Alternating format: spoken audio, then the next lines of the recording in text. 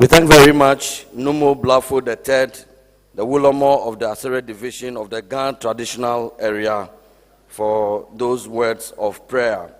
We shall now cross over into the Ashanti region to the Oforikrom district of the Presbyterian Church of Ghana and invite Reverend Samuel Kwesi Frimpong, the district minister, to offer the Christian prayer.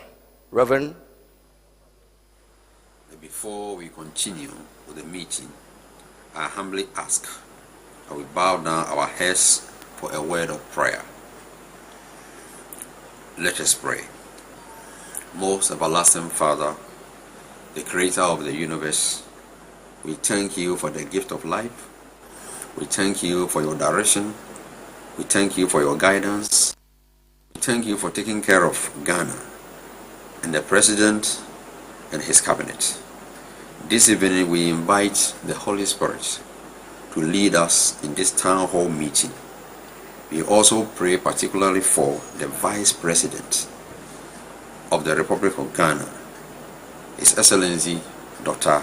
Mahmoud Bawumia, that the Lord should guide him and help him to steer the affairs of this meeting. We also pray for the participants who are also going to take part of this special meeting, that their contributions will be very, very fruitful, so that we shall have every cause to thank the Almighty God. Above all, we also pray that the objective of this meeting be achieved at the end of it all. May the Almighty God sustain this meeting to the end. In the name of God the Father, Son, and the Holy Spirit. Amen. Amen.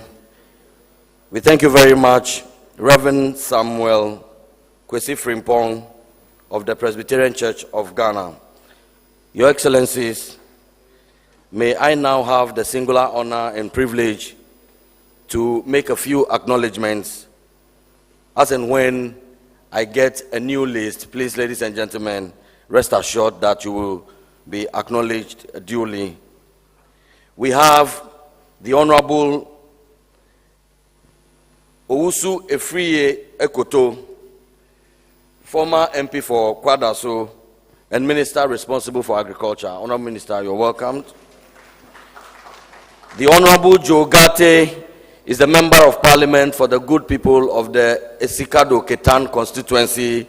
He is Minister for Railways Development. Honorable Minister, I recognize you. Honorable Dr. Anthony Akutose, MP for Tafo Prankorono, Minister for Monitoring and Evaluation. Honorable Minister, I recognize you. Kojo Opon Nkrumah, the Honorable Member of Parliament for the good people of the Ofuasi Ayurebi constituency, my boss, the Minister responsible for information. Honorable Cecilia Abinadapa is Minister for Sanitation and Water Resources. Honorable Minister, we recognize you. Honorable Shirley Ayokobuchi, Member of Parliament for Weja and Minister responsible for Foreign Affairs. Anya Suutum, and Minister responsible for Foreign Affairs. Honorable Minister, you're welcomed and we recognize you. Distinguished ladies and gentlemen, as we proceed, I shall duly acknowledge our chiefs, our distinguished invited guests, the Honorable Member of Parliament for the good people of Nandon, and his Minister responsible for the Interior is Honorable Ambrose Derry. Honorable Minister. Thank you very much, Your Excellencies. At this juncture, may I introduce, they say to us that behind every successful man, there is a woman. And behind every successful woman, there is a competent and decisive man. The wife of the second gentleman of the Republic is here, Hajia Samira Baumia. Madam, Your Excellency, we recognize you.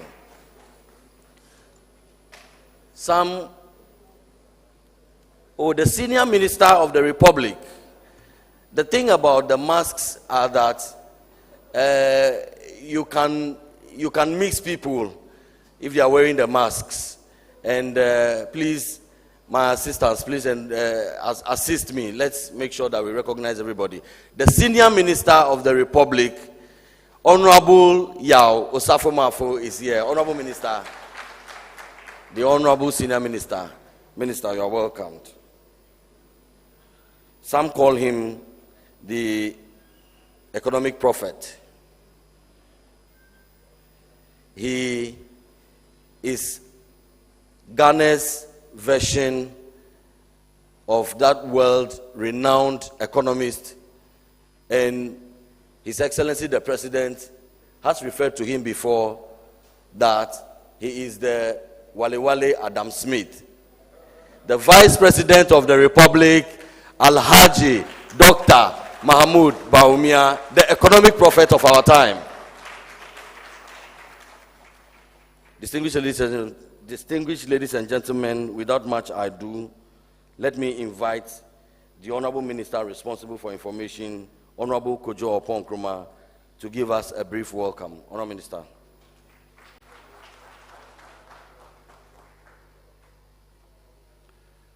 Your Excellency, Alhaji Dr. Mahmoud Baumia, Vice President of the Republic, Senior Minister Yao Osafo-Mafo, colleague Ministers of State and Deputy Ministers of State, Nime, Name, members of the Diplomatic Corps, distinguished guests, ladies and gentlemen, good evening.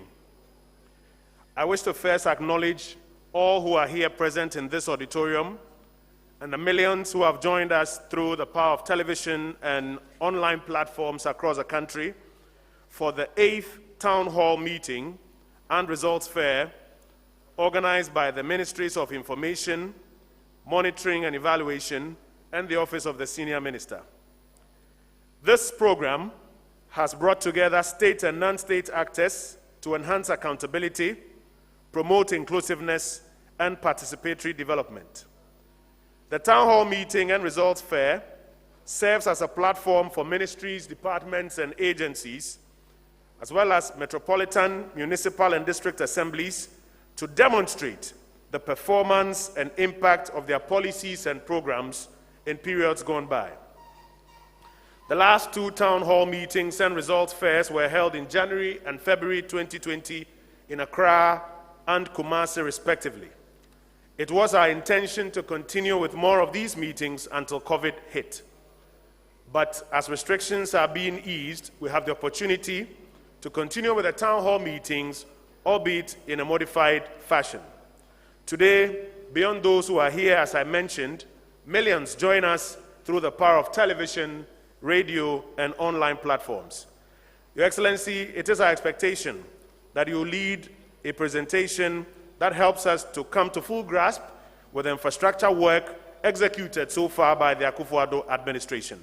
On behalf of the organizing ministries, I welcome you and all our guests to tonight's Town Hall meeting. Thank you.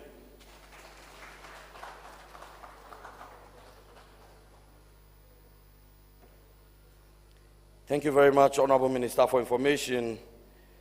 I shall now have the pleasure and honor to invite the Minister responsible for monitoring and evaluation to give us the purpose of gathering. Honorable Minister.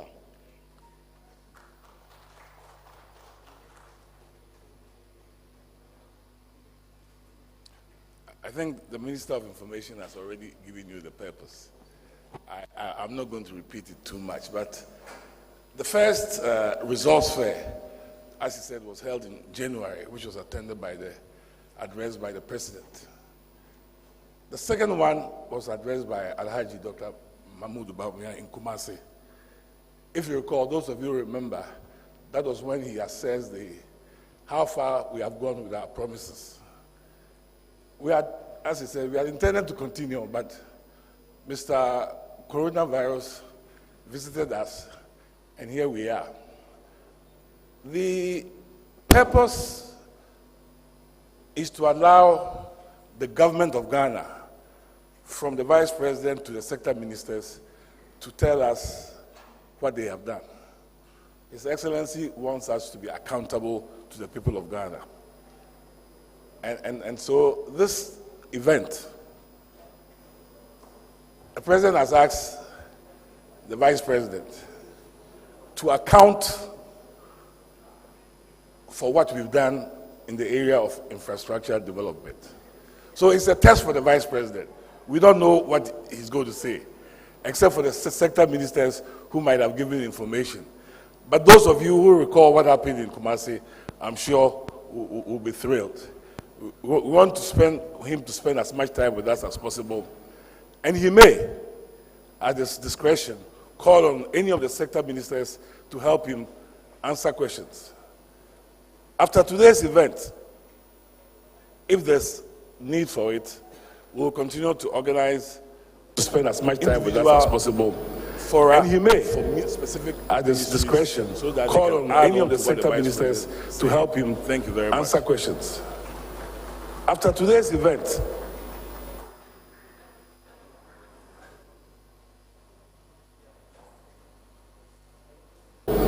and he may, for specific at his discretion, so that call on any of the millions watching us from home can join us on the several virtual platforms that have been created, including a WhatsApp platform. The number to send your short video to make that comment or to make that inquiry is 055 53 11 311.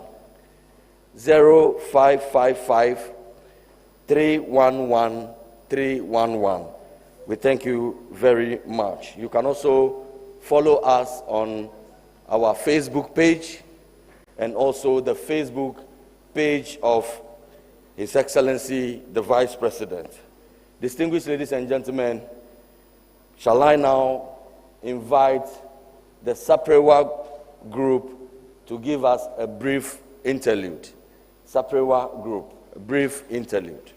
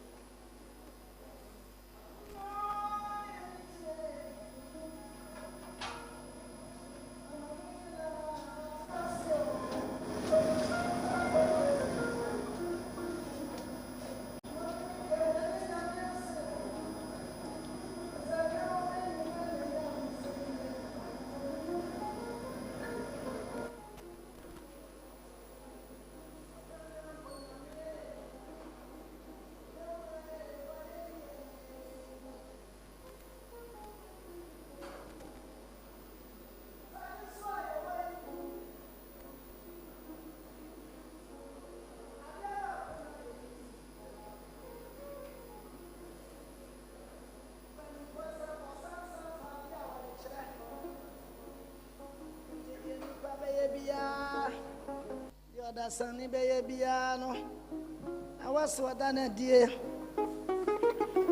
Am I on Kuono? And Nipauna, not the Boasitaba. Who ye be media bois? I said Nipena. A drew brabia. Yana Kabibia, Waha. Tingana Mampana Bediache, Bamania Yam Fay, Doctor Alaji Mahmoud Baumia, Odiaglamo, on an penny for trans. Ghana for a man at the bre, Ghana for a son and Yamti, Sir Bibina Swaya, Obedana Didia Chamain. anu nti ne yɛahyia mu ha nananom yɛnwom nie.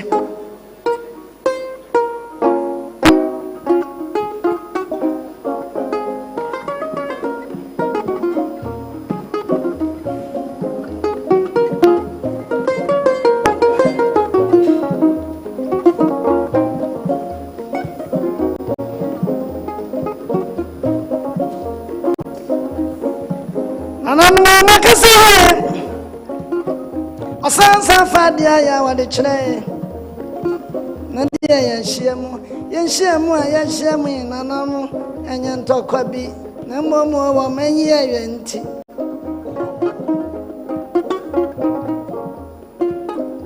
ni nanam wo mani ye yo ntira enchima da chinyo enchima da enti wo manyi yo.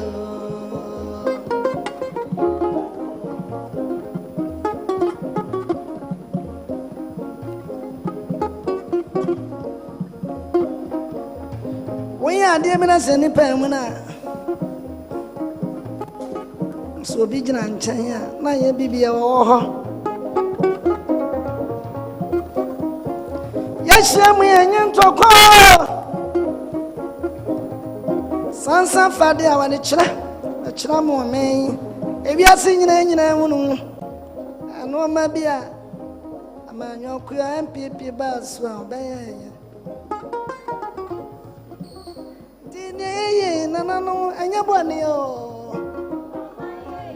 ye amenda chio nanano o menye yentre o ebo o menda chio abiya ade ba kompene hia mama ye nyina mom ne momen ne be ye me mom ne be ye me mom ne be ye me mom ne be ye me mom ne be ye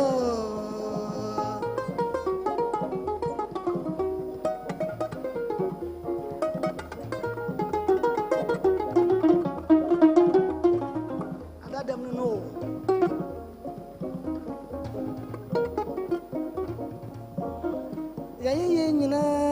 yadi so and so am I employment to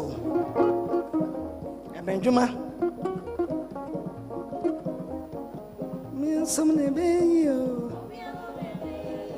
o me mo ne be you o me achia emu ye ani da swapa wo ho magana me o me mo ne be ye o me mo ne be you.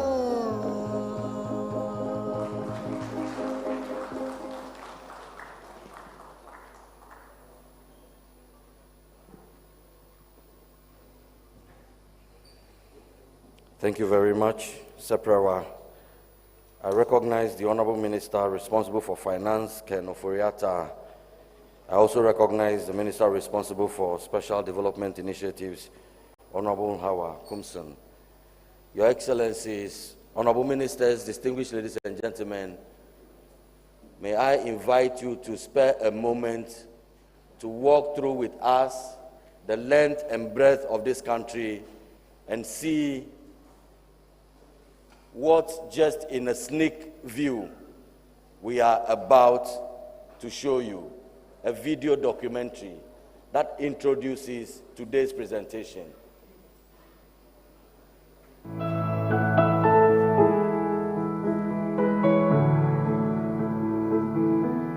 From the coastlands in the south to the ridges of the highlands in the east, through the midland forest to the western farmlands, and up to the hot and dry lands in the north, there are varying needs for infrastructure. From a convenient complex road to a simple but crucial factory to a calm but great alternative system, these needs do not count for luxury despite their enormity, and providing them certainly isn't a political stunt. To this government, These infrastructural projects are a necessity just to make life comfortable and productive for the old, the not so old,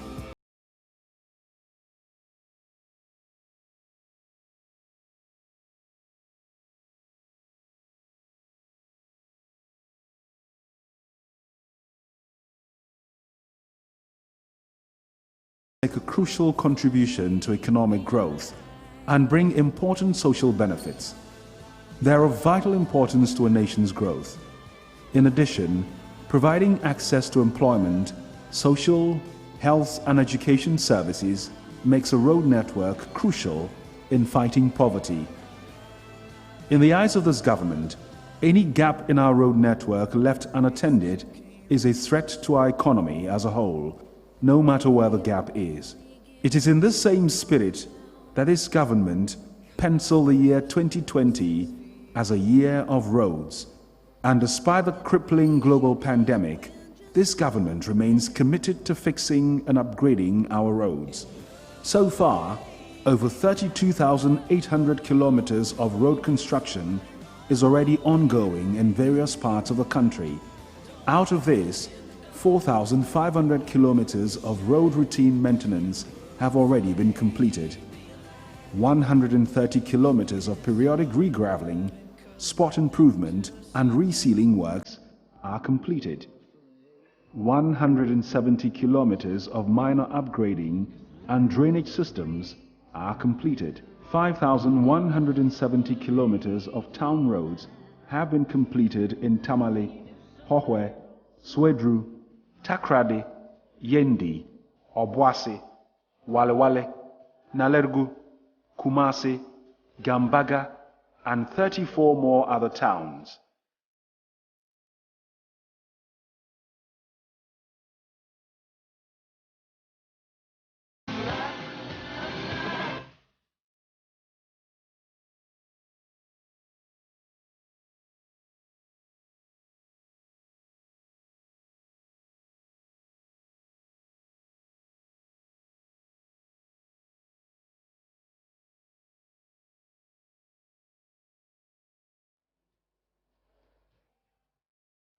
Additionally, this government is building 4 new critical interchanges to improve the quality of commuting through Suhum, Obetebi Lamte Circle, Tamale, Pokuasi,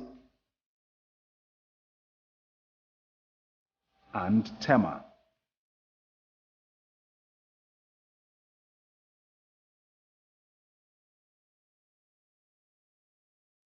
Bridges, the giver of way for roads to cross water. This one here in Kulungugu is a 100-meter bridge built by this government to make it possible for traders to get their cargo into Burkina Faso and back safely.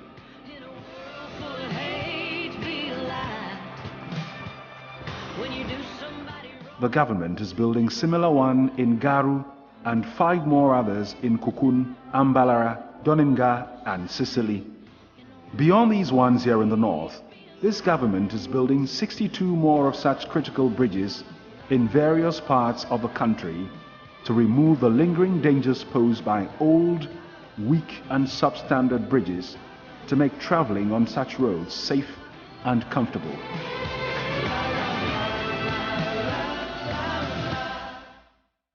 And to truly optimize our internal transportation options, this government is redeveloping our railroad network entirely with over 119 kilometers of new railway tracks under construction, along with additional 109 kilometers of old tracks going through active rehabilitation. Additionally, the government is upgrading the Kumasi Airport to an international airport to remove the inconvenience of transiting through the Kotoka International Airport every time travelers from the middle and upper part of the country are traveling abroad. Also, the Tamale and Sunyani airports are being rehabilitated to enhance intercity air travel options and experience.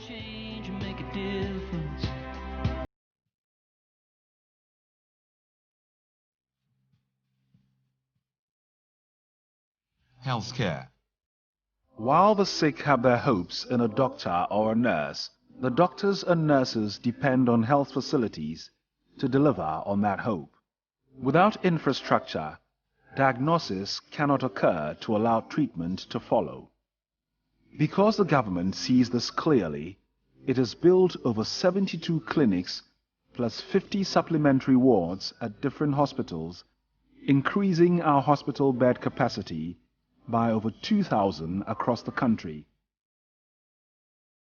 Also, in the government's unrelenting pursuit to improve rural healthcare delivery, it has built 482 community-based health planning and service compounds.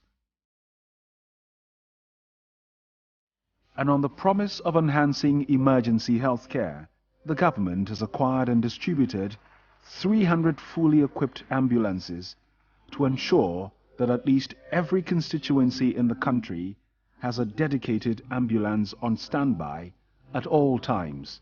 Yet, to this government, the evolution of emergency health care would not be complete without an impeccable mechanism to ensure the blink of an eye supply of critical medicines, vaccines and blood to precise locations.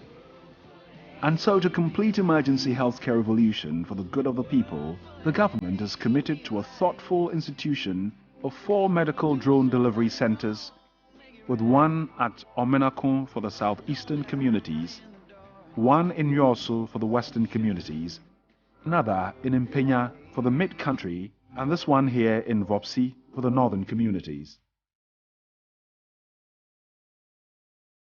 On average, these stations make 180 trips daily, delivering crucially needed medicines, vaccines, blood and test samples and results to healthcare facilities located as far away as 80 kilometers from launch sites.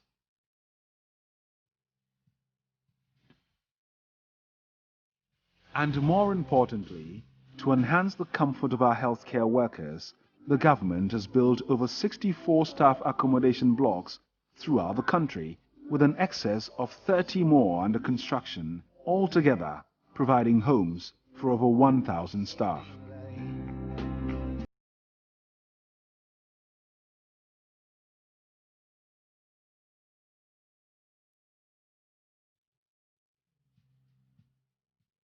Electricity, the soul of machines, the spirit of a city, and the wonder of the village. Indeed, the need for electric power will remain insatiable, and this government knows it and has its hands all dipped into the job of generating enough of it for the people and industry. This solar farm in Gomwa Amenfi generates 20 megawatts of power and feeds it into the national power grid. Besides this, there are 3 more under construction in Laura, Kaleo, Bui and Kurugu, which together will generate 154 megawatts of electric power. Beyond solar, the government is building a hydroelectric dam in Chachado in the Volta region and another one in Pualugu with over 60 megawatts generation capacity. These, together with 21 power distribution installations and transformers, are ensuring stable power supply.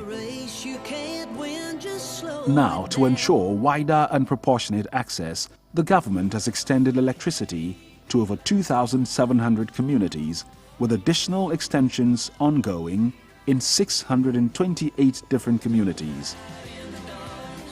The government is continuously installing and fixing lights on our streets, with over 99 streets around the country already lighted.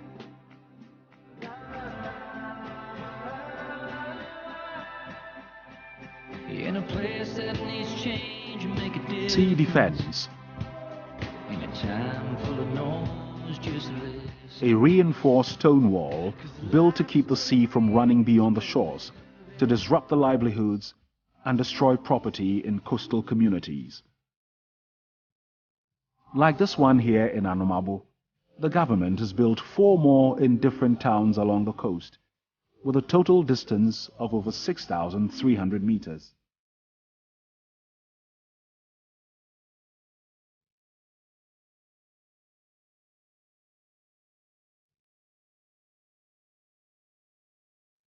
Without cattle, there will not be enough meat, and there'll certainly not be any pure milk for anyone. But for milk to flow and meat to be abundant, water is twice as essential to the cattle farmers here in the north.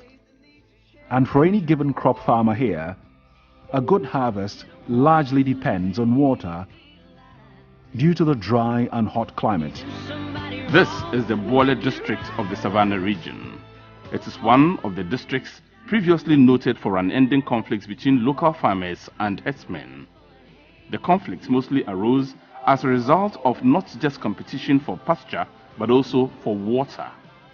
All that now belongs to the past, as the cattle now have access to water and pasture, as a result of which the herdsmen no longer invade the farms belonging to the residents. This is the Mankuma Dam in the Mankuma electoral area of the Savannah region.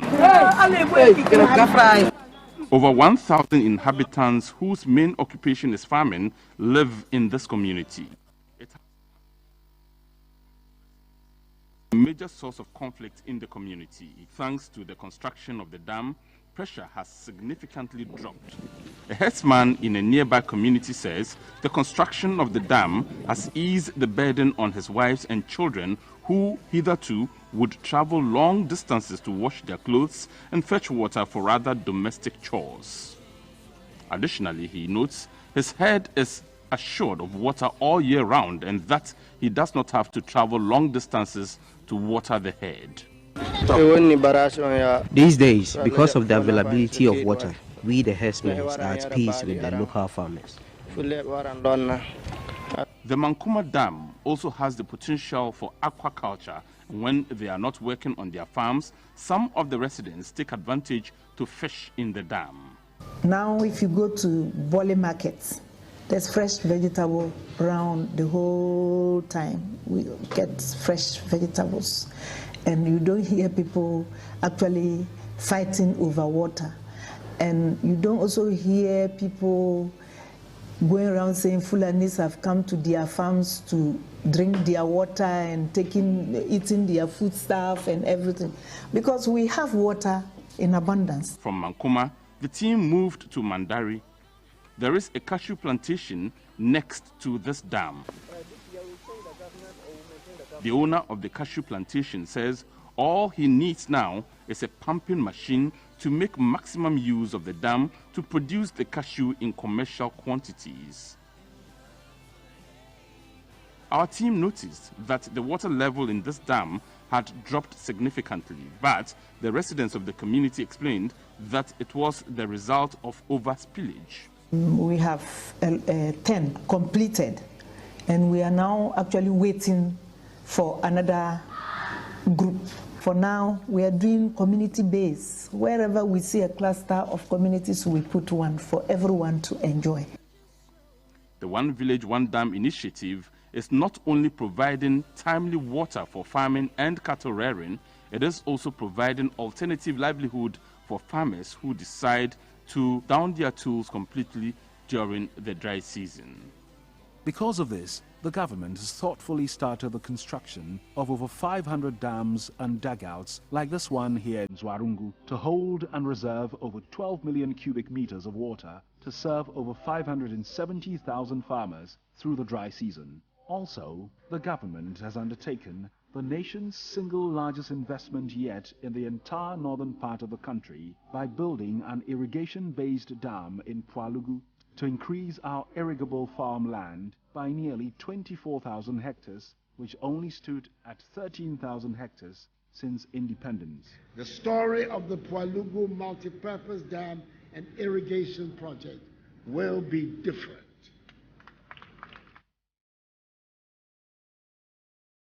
Beyond this, the government has reaffirmed its commitment to improving agriculture by creating 100 greenhouse farms to improve vegetable farming, plus over 100 warehouses nationwide with an average storage capacity of 100,000 metric tons to save over 2 million farmers who consistently would lose significant portions of their harvest to poor or insufficient storage facilities.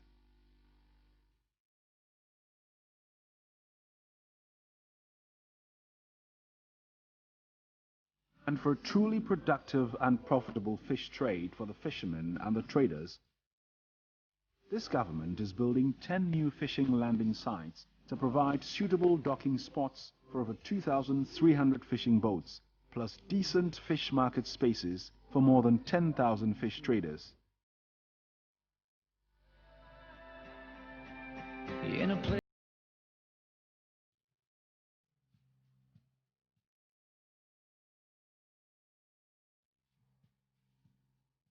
This is a market store complex. It has 48 separate stores patronized by people from communities here and around Asante Mampong. Government is building 81 more others with over 5,200 stores in between them, serving over 10,000 communities across the country.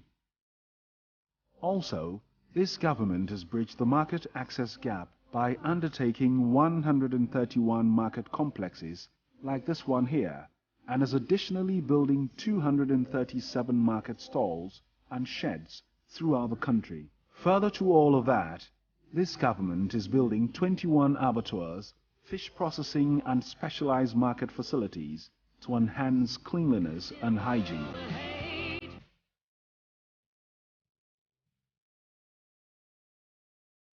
Arguably, economies are driven by industry, and industries are a collection of small and big factories. Indeed, for any economy to boom, factories are a deciding factor. Along with this insight, this government made a profound determination to make sure every district in this country has at least one productive factory.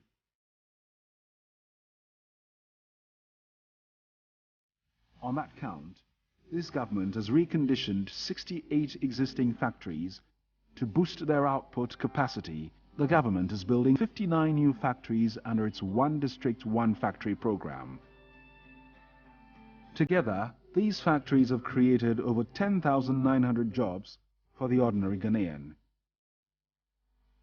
Apart from this, the government has built 5 common user processing factories, 36 medium-scale processing factories, and 58 small-scale processing factories throughout the country, processing our locally cultivated rice, maize, palm oil, tomatoes, and more.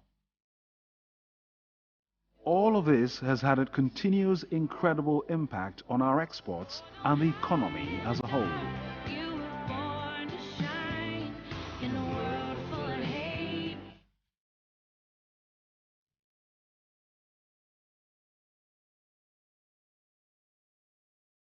This is a community water reservoir. It takes 750,000 litres of clean water from its pumping station and supplies it to over 3,900 households within 33 communities with over 17,000 occupants every week. The average distance from any of these households to clean potable water has been reduced from nearly a kilometre to just a few yards. Like this one here in Agyapong, there are 182 more reservoirs with varying capacities across the country, plus 2,590 boreholes and 1,163 pipeline extensions, supplying clean potable water to over 3.6 million additional people daily.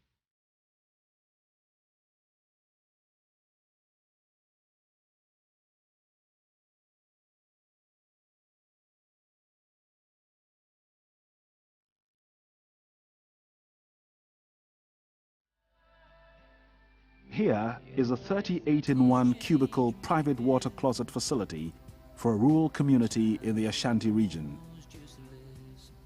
The government is building over 1,400 of similar facilities for communities with no or disproportionate access to toilet facilities in all regions, plus 200 multi-unit flushable latrines, and has distributed over 17,000 units of Digni-Loo toilets. Also, the government has built 4,765 toilet facilities in communities where open defecation is pervasive. All of these together is providing decent places of convenience for over 8 million people whose options would have been cut to either open defecation or some awful toilet facility in some faraway distance.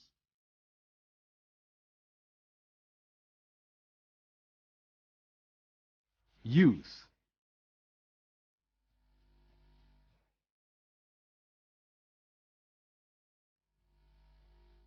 To truly empower ours, this government has built youth resource facilities to offer assistance and also equip the younger generation in various fields of entrepreneurship and trade. This is aimed at making the average youth self-reliant and further enhance their capacity towards the future. Like this one here in Ahafo, the government has built 21 more around the country.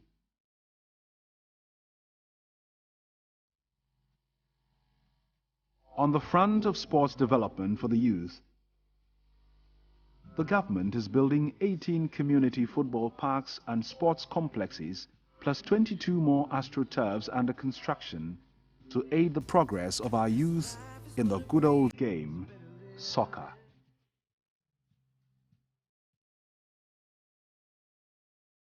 This building here at St. Thomas Aquinas Senior High is a 12-unit classroom block. This other one at Northern Star Senior High has 12, and this Osu Presby one has 18 classrooms, and all that is just a scratch on the surface. The government has built over 1,000 of such classroom blocks in different schools across all the regions of the country, creating suitable learning space for over 450,000 pupils and students. Unlike this dormitory block, which gives boarding accommodation to 500 Takrady Senior High students, there are over 280 others built within various schools, accommodating over 112,000 students. Also, the government has built several libraries and science labs, altogether creating access for over 7,300 at a time.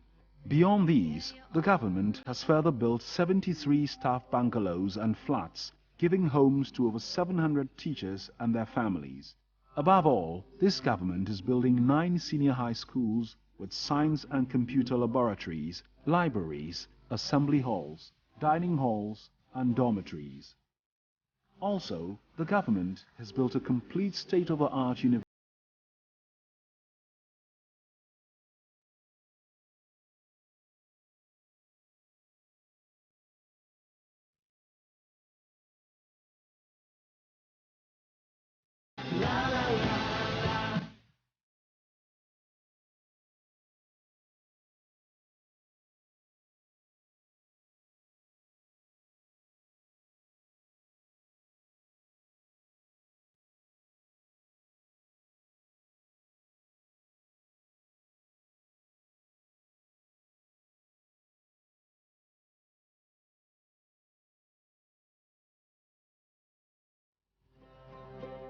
In a race you can't.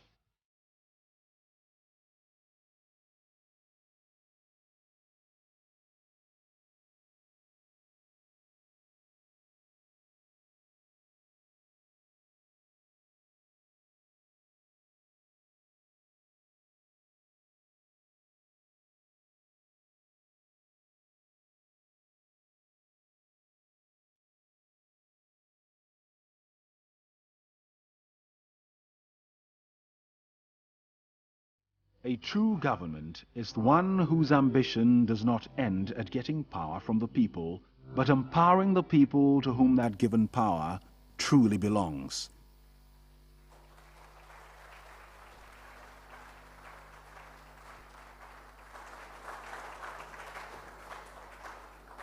Ladies and gentlemen, another big round of applause, please.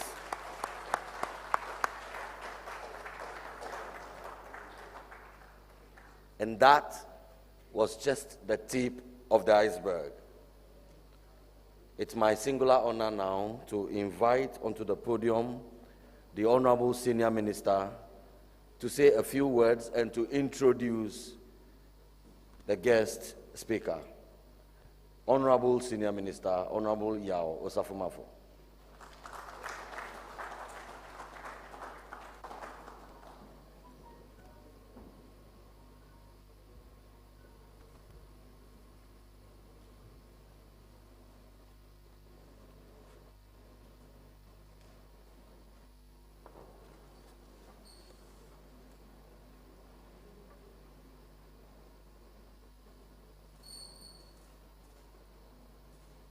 Your Excellency, the Vice President, Dr. Bawumia, Honorable Minister for Monitoring and Evaluation, the Honorable Minister for Information, Honorable Minister for Water Resources and Sanitation, colleague ministers, heads of public institutions, distinguished guests, ladies and gentlemen. Somebody told me something last week, which after watching this film, I would want to share with you. He came to my house and his message was simple. He said, the next campaign is different. It's different because for the first time in the history of this country, we have two gentlemen vying for power, each of whom has had the chance to run this country for about 4 years. His Excellency, the former President, Dr. Dramani Mahama, has run the country a little over 4 years. His Excellency, Nana Addo Akufo-Addo, is almost 4 years. So people would want them to show what they did on each occasion when they had the chance to run the country. And I believe the next election, when it is approached from that angle, it will be based on promises. You had the chance to serve this country on the highest position of the land for a period of 4 years, roughly. What did you do with that opportunity? Will be the main yardstick, will be the measuring rod for the election. Your Excellency, the Vice President, colleague ministers, I think we must congratulate the Minister for Monitoring and Evaluation and the Minister for Information for talking about this infrastructure delivery. The topic of the Vice President would be delivering infrastructure. And as issuer, we expect him to give us a good menu. Your Excellency, I've had the privilege of working with this young man when he was at Bank of Ghana and I was the Minister for Finance. And if there is any man who pays attention to details, it is Bawumia.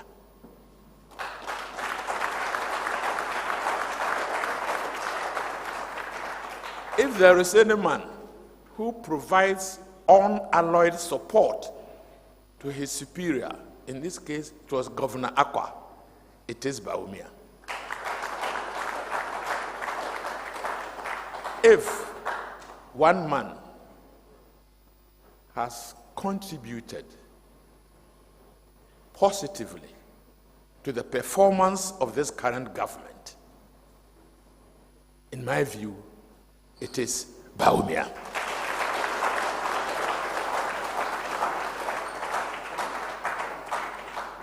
He has served, and continues to serve as the chairman of the economic management team. And it is a privilege to belong to that team. I said it once and I'll repeat it. The economic management team is made up of all the productive ministries and a few others in this government. And Dr. Bawumia is the chair. And he's a chairman with a difference. He's a chairman who gets involved. He's a chairman who wants to dot the I's and cross the T's. He's the chairman who wants to participate in the discussion technically. And he does his homework, to say the least. Doc, we are privileged to have you as our Vice President.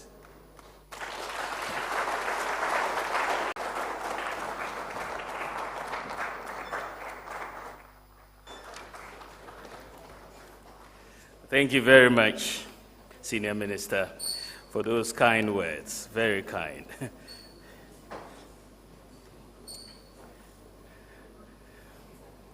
The Second Lady, my beautiful Samira. Distinguished invited guests, friends from the media, ladies and gentlemen, good evening. During the Town Hall and Results Fair held in Kumasi in February this year, we discussed our manifesto promises and the extent to which we have delivered on those promises. During that presentation, I did state that in the spirit of transparency and accountability, government would present to the country what we have done specifically in the area of infrastructure. Since then, all of us have had to contend with COVID-19, all its hardships, changes in our everyday lives, in order to save lives, and all its protocols. Today has provided us the opportunity to come back to you and to make this presentation in a largely virtual setting. I must say that this presentation is a very collaborative effort, coordinated by the Minister for Monitoring and Evaluation. And I would like to give thanks especially to the President, Nana Addo Dankwa Akufo-Addo, who has asked that this work be done and pushed for us to get it done. I'd like to thank all the ministers who worked so hard to pull all the data together, the MMDCEs, and also to my technical team for their very, very hard work. Ladies and gentlemen, we've just watched a short documentary which has tried to capture a broad outline of what this MPP government has done in the last 3.5 years or so under the leadership of Nana Addo Dankwa Akufo-Addo. It is clear from this video that what we have done in the area of infrastructure, as I am about to show, is massive for the first term of a government in the Fourth Republic. Before the 2016 election, the MPP conducted a comprehensive survey on the development of Ghana. The survey revealed profound challenges.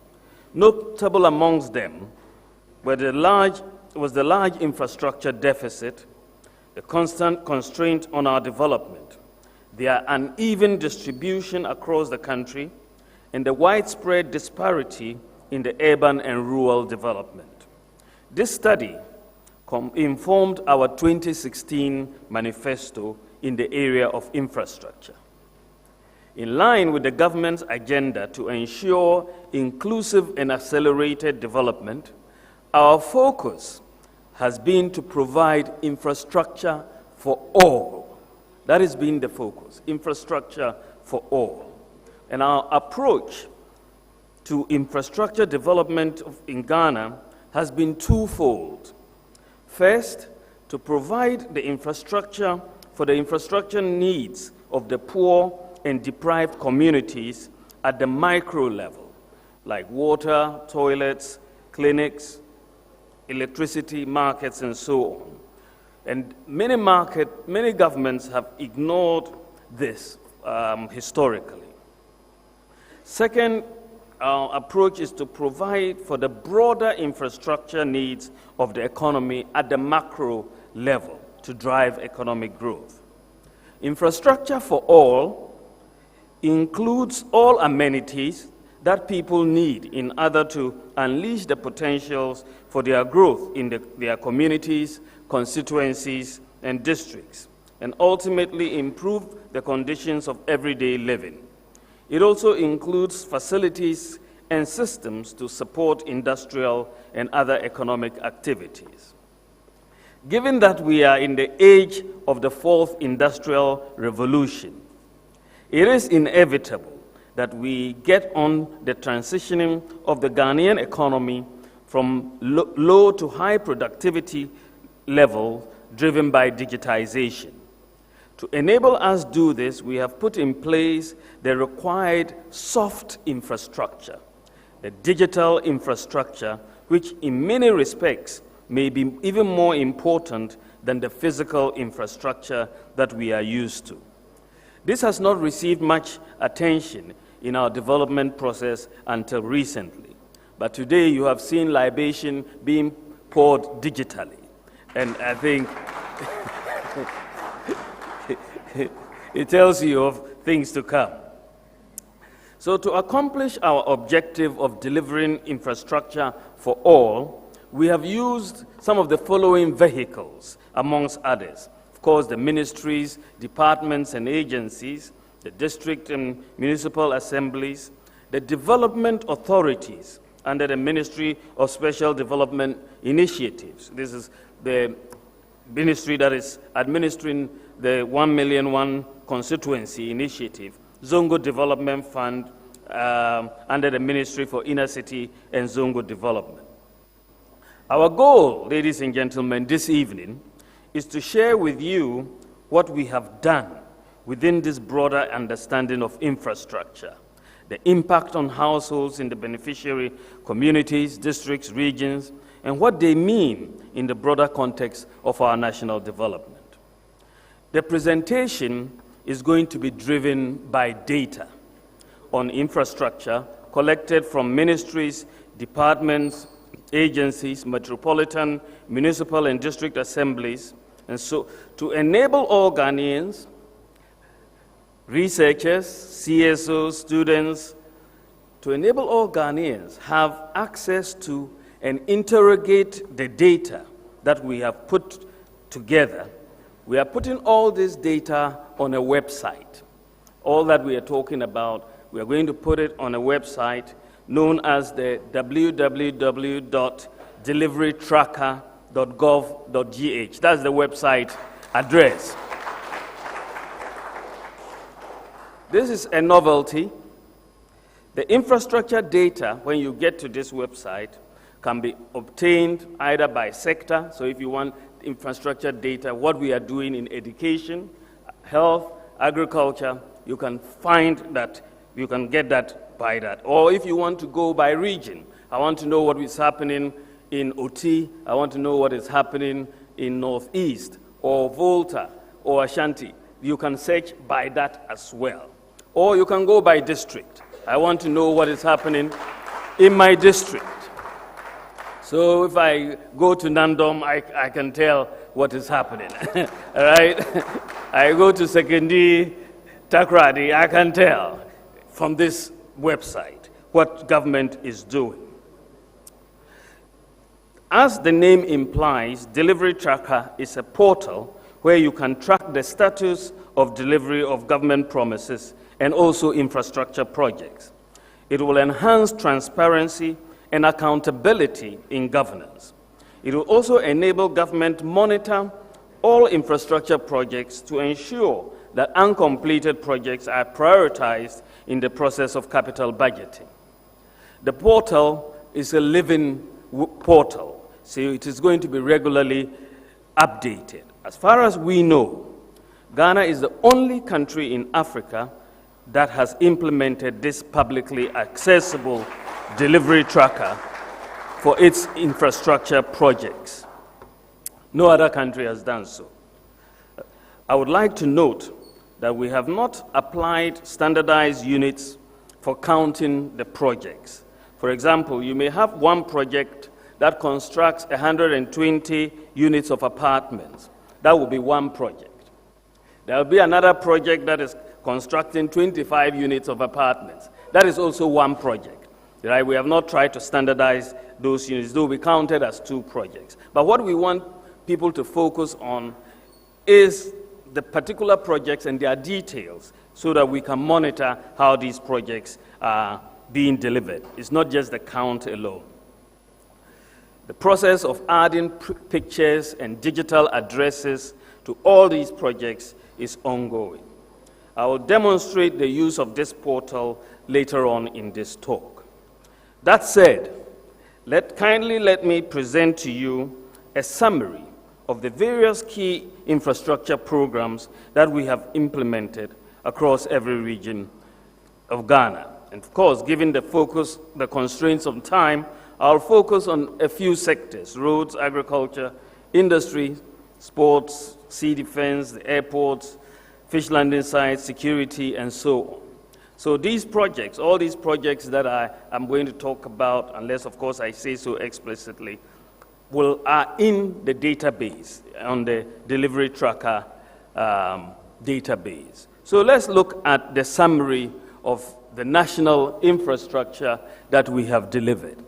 And it's this, you can see the amount of work that is going on. Since 2017, we have initiated 17,334 infrastructure projects in this country. Of these, we have completed 8,746, and there's 8,588 ongoing.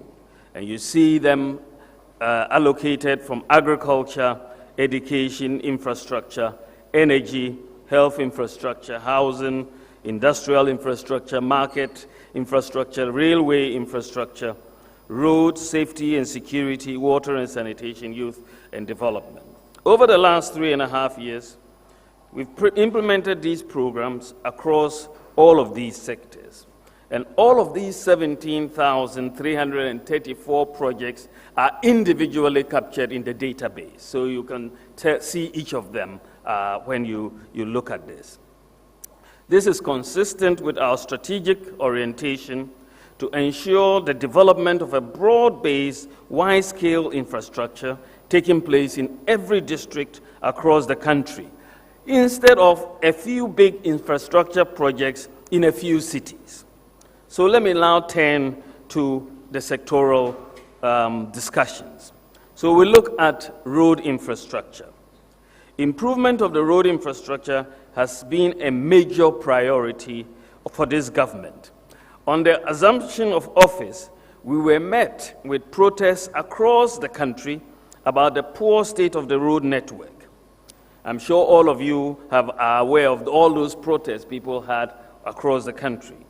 We have implemented several initiatives to improve the road network in the country and to enhance economic activities of citizens, to improve access to and living conditions of our people. And this year, the President has dubbed it the Year of Roads.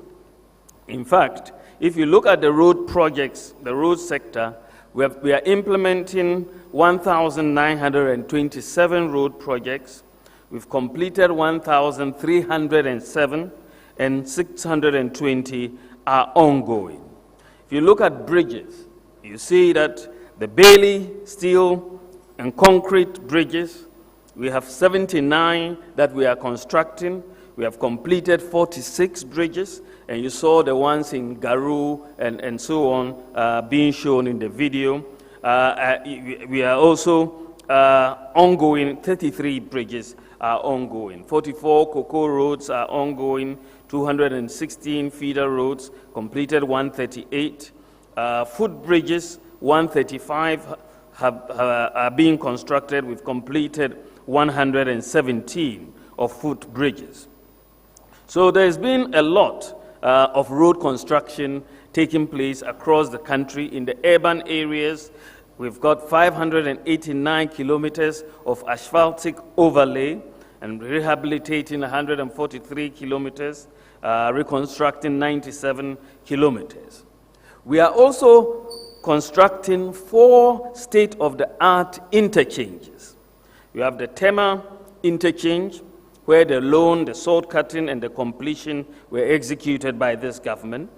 We have the Tamale interchange under the Sino-Hydro program.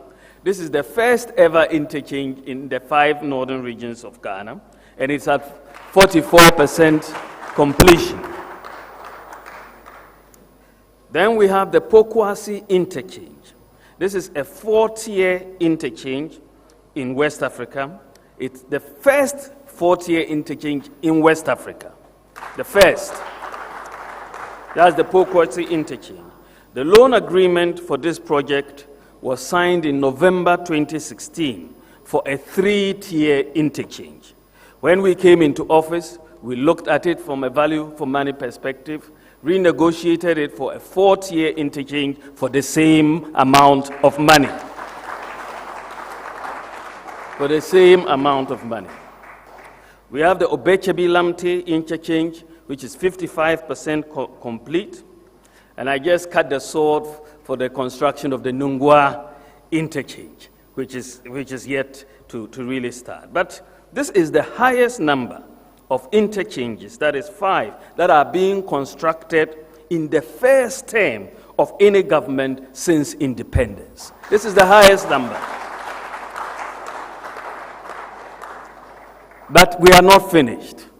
A 6th interchange, the PTC interchange in Takoradi, which would be the first interchange in the Western region, we will cut the sword next month for the start of that work under the Sino-Hydro project. Ladies and gentlemen, it is important to note that the cost of the Tema, Tamale, Pokwasi, and Obechebi-Lamte interchanges is $289 million. 4 interchanges. Together, $289 million.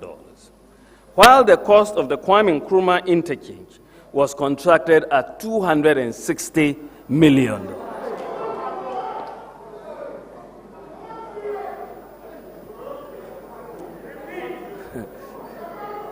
So you have 4 major interchanges: Tema, Pokwasi, Tamale, and Obechebi-Lamte for $289 million, and 1 Kwame Nkrumah circle at $260 million.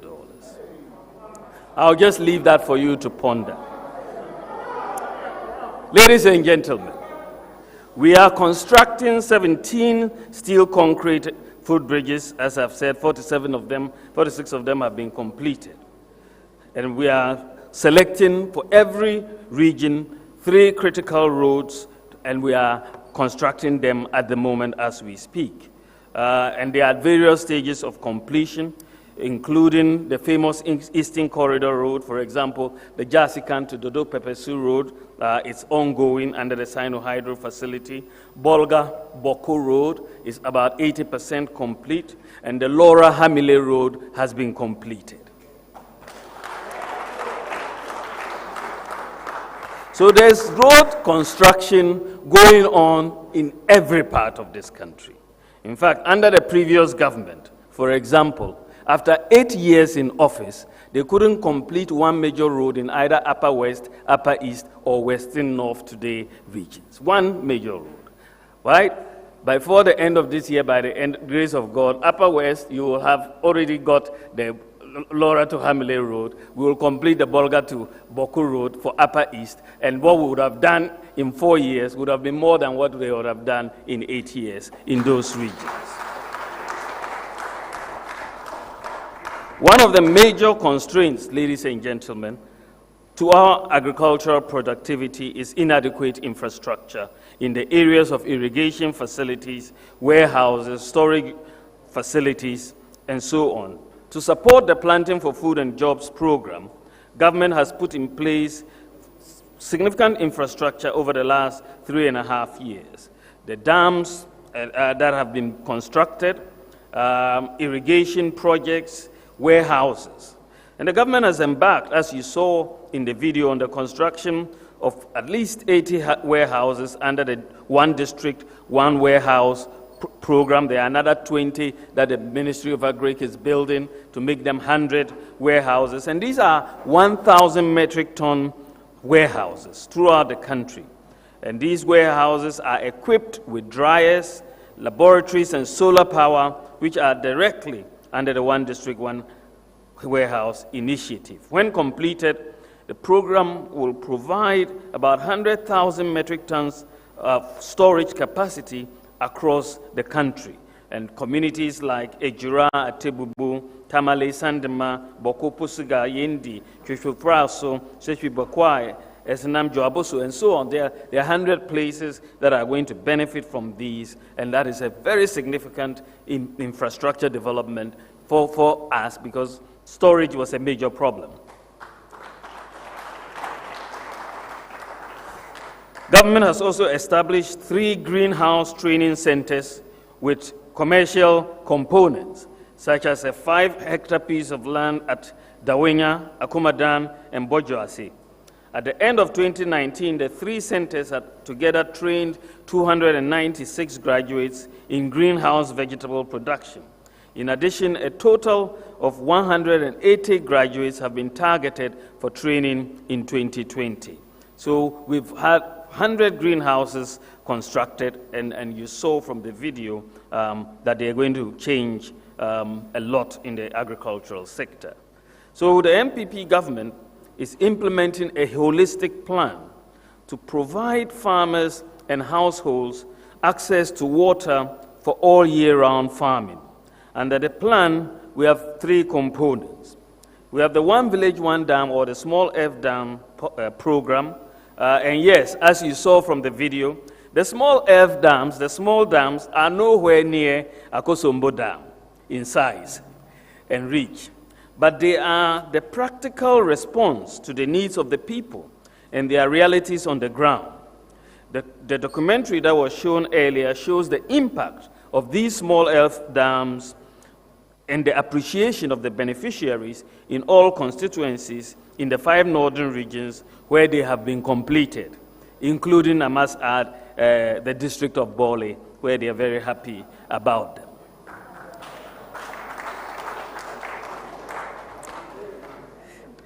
We have awarded 560 of these contracts for these small F dams. To date, we have constructed 435 dams, 372 have been completed, and 63 are ongoing. And each dam is expected to provide water for up to 5 hectares of land. And completion of this project will deliver the largest stock of small F dams ever constructed in this country. The largest stock. And each small F dam contains 30,000 cubic meters of water when full, and this is enough to survive a greater part of the average dry season in any year. When you hear some of our opponents saying that these dams cannot be used for irrigation, you wonder what they mean. Across the world and many regions in Ghana, farmers do irrigation using different systems. For example, the people of Angloga Keta area have produced shallots in the dry season using tube wells as their source of water for irrigation. Farmers in Bono East region and in all the northern regions have always produced vegetables in the dry season using water from small dugouts they create in riverbeds to extract water. Again, a lot of people today are using pumping water from boreholes into plastic storage tanks for use on irrigation in the dry season. The amount of water, the amount of irrigable land the One Village, One Dam policy provides is over 12,000 hectares, which is almost equal to the total public irrigable land currently available in Ghana. It's a major increase in irrigable land. Ladies and gentlemen, President Akufo-Addo has further demonstrated his commitment to addressing the irrigation deficit in the country by working so hard to commence work on the Pualugu Multi-Purpose Dam, an irrigation project, which has the capacity to increase the size of Ghana's irrigable land by about 24,000 hectares from the current 12,980 hectares we've had since independence. Upon the completion of the Pualugu Dam, it will be the single largest public investment in irrigation since independence, and also the single largest infrastructure investment in the northern regions of Ghana since independence. So in addition to this, a total of 7,141 hectares of land are being developed for various irrigation systems. These include the Tammany Phase 1 and 2, Improvement Phase 1 and 2, rehabilitation and expansion of existing schemes at Tono, Pong irrigation schemes, Pong Left Bank irrigation scheme. So we have a holistic approach to irrigation. You provide the small irrigation dams, you provide the medium ones like Tono and Pong and so on, and the large ones like the Palugu multipurpose dam. And that all these together will be transformational as far as agriculture is concerned in Ghana. Now we move to healthcare. Our investment in health infrastructure is trying to respond to several challenges. How to make it easy for every community to access healthcare without having to travel miles. How to provide state-of-the-art hospitals in every district in this country. How to ensure efficient delivery of emergency services across the country, and how to leverage technology to digitally transform healthcare delivery in Ghana. If you look at the data, since coming into office, the MPP government has embarked on numerous infrastructure development in the health sector. We've awarded contracts for the construction of 429 CHIPS compounds in rural communities. 243 of the CHIPS compounds have been completed and commissioned and are in use, and 186 are ongoing. We are constructing 55 maternity blocks and wards are being constructed at different health facilities across the country. 36 have been completed and 19 are at various stages of completion. Some of the completed projects are in communities including Eduman in Efija Kwabre, Frimpong Manso in Etiwa District, Boko Central, Aveyime, the North Thong District, Danladi in the Nkwanta North, and many more. Ladies and gentlemen, in collaboration with the private sector, we have delivered the first ever infectious disease center in Ghana, and this was constructed within 100 days and has since been commissioned for use.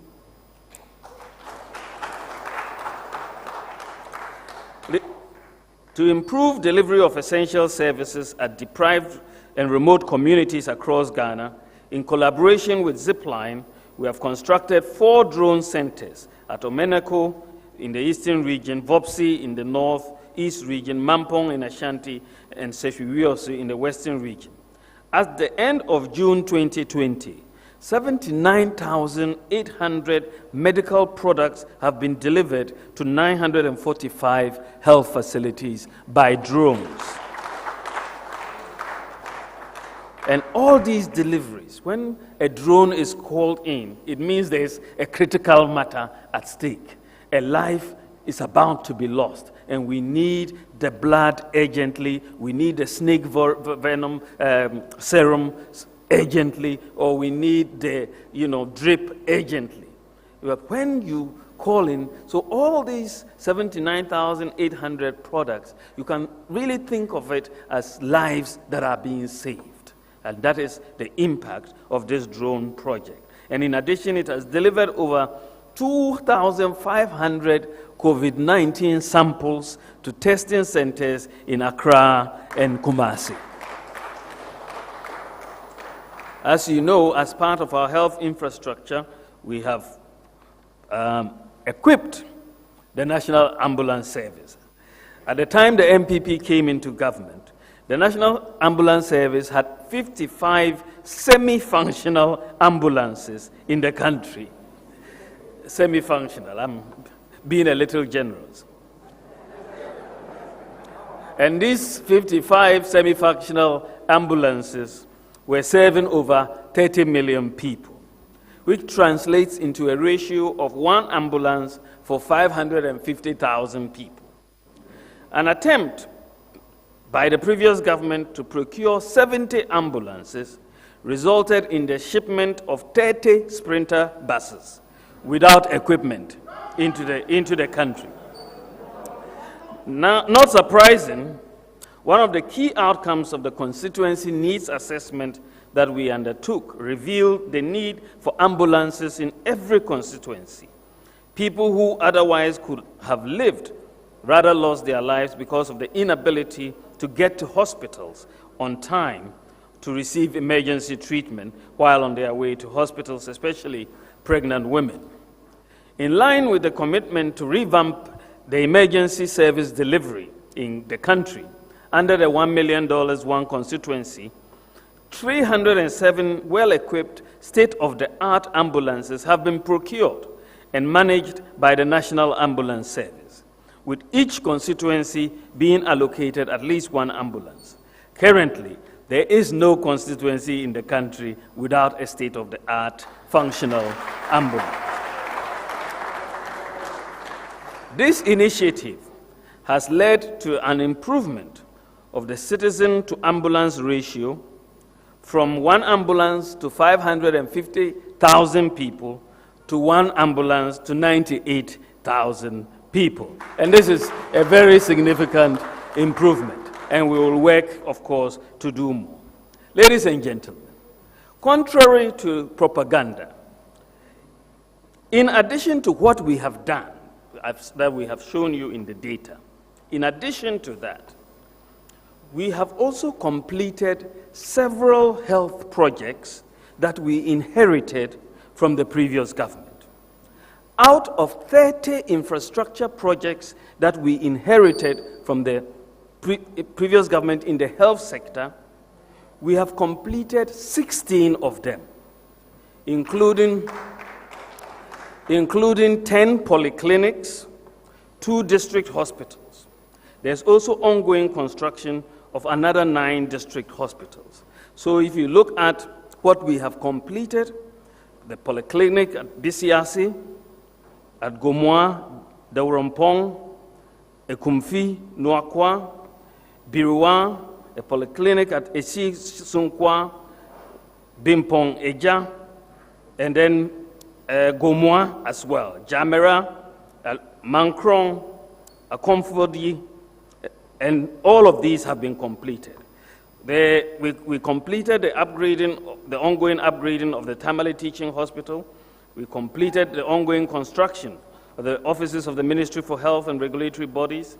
We completed the Ga East Municipal Hospital. When we came, it wasn't quite completed. We completed it, and so on. So we have the data to show very clearly, and therefore it cannot be the case that we abandon projects that we inherited. It's in our interest to complete them. So we've completed 16 out of 30, and we are continuing and going to complete the rest. Ladies and gentlemen, I now turn to water and sanitation. The government's Water for All agenda, meant to accelerate the provision of adequate, safe, and affordable water in rural and urban communities. That's what it's meant to do. It is estimated that the current interventions that we are making will bring water to the doorsteps of an additional 5 million people and put us in pole position to meeting our SDG target for water by 2030. And water-related and sanitation projects that we have undertaken include boreholes, mechanized water systems, and solar-powered small water systems, small town water systems, water extension projects, and toilet facilities. If you look at the data, you will see that we have implemented 505 projects, infrastructure projects in water and sanitation. Out of this, we've completed 1,878, and we have ongoing 3,627. Now, some of the specifics in terms of what we have done may be enlightening. If you look at the Greater Accra Metropolitan Water and Sanitation Project, under this project, 282 kilometers length of distribution and service pipelines have been laid, and this project has improved access to potable water to over 420,000 people, equivalent to 85,000 households in the country. Beneficiary communities for this particular project are from Teshi, Nungua, Glefe, Mamponse, Choko, and so on. Many, many communities have benefited from the Greater Accra Water and Metropolitan Water and Sanitation Project. You have the Upper East Water Supply Project, which is ongoing, 59% complete, which is serving about 180,000 people.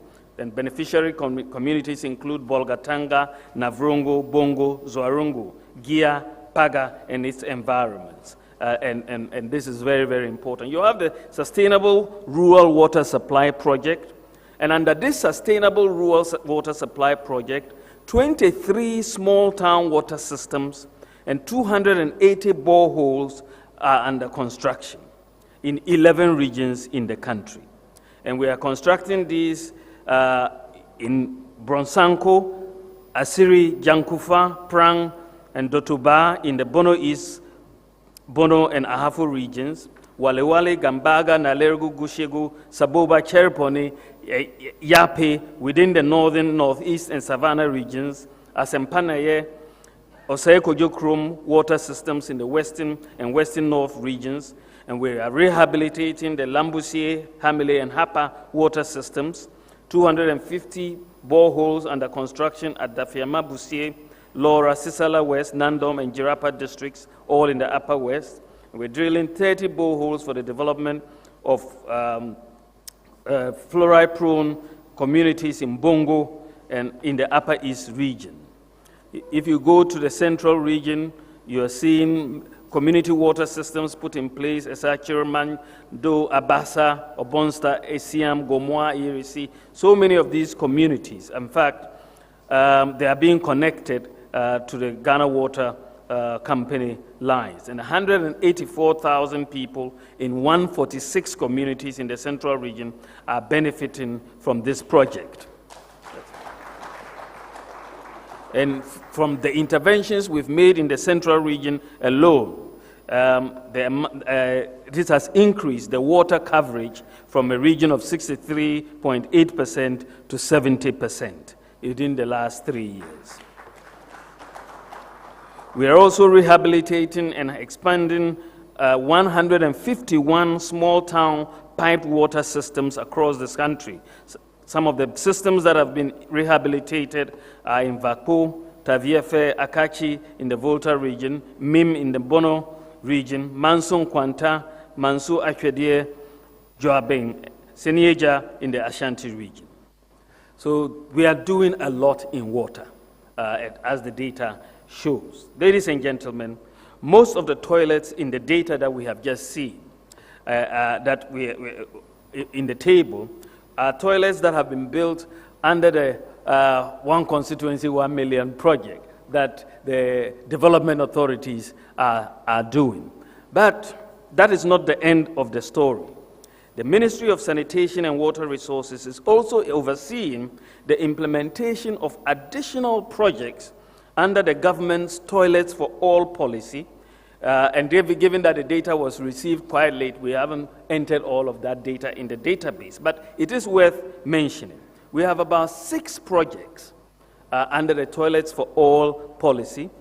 The Greater Accra Metropolitan Water and Sanitation Project, where under this we have built 28,485 household toilets. Then you have the Sustainable Rural Water and Sanitation Project, where 12,972 toilets have been built. Then there's ongoing construction of 5,000 under the Greater Accra Sustainable Sanitation and Livelihood Improvement Project, the GASLIP project. 5,000 toilets are being built there. The Government of Ghana Household Toilet Program, we're building 1,900 toilets there. And Rural Sanitation Model and Strategy Program, 40,348 toilets, serving 3,000 communities. And then under the Urban Sanitation Pilot Project, 21,332. So under the Toilets for All program, at least 109,000 household toilets have been constructed, benefiting 856,000 people. This is quite remarkable. Quite remarkable. So if you look at this, the population, the data shows that the population with access to toilet facilities has increased from 14% in 2017 to 21% by 2019. And because of all of this investment that has been made in the toilet infrastructure, 5,498 communities have been declared open defecation free. 5,498. This is very remarkable. And yesterday, the Minister for Sanitation and Water Resources drew my attention because of the investment in water and in sanitation in all of these stories. He says, have you heard that we've had cholera in the last 3.5 years? No, we haven't had cholera. Thank you, we will not have cholera because of improvements in water and sanitation. Now, to spur local economic growth, ladies and gentlemen, we've initiated the construction of 470 market-related infrastructure, including market complexes and rural markets, which come with storage facilities, mechanized boreholes, and other ancillary facilities.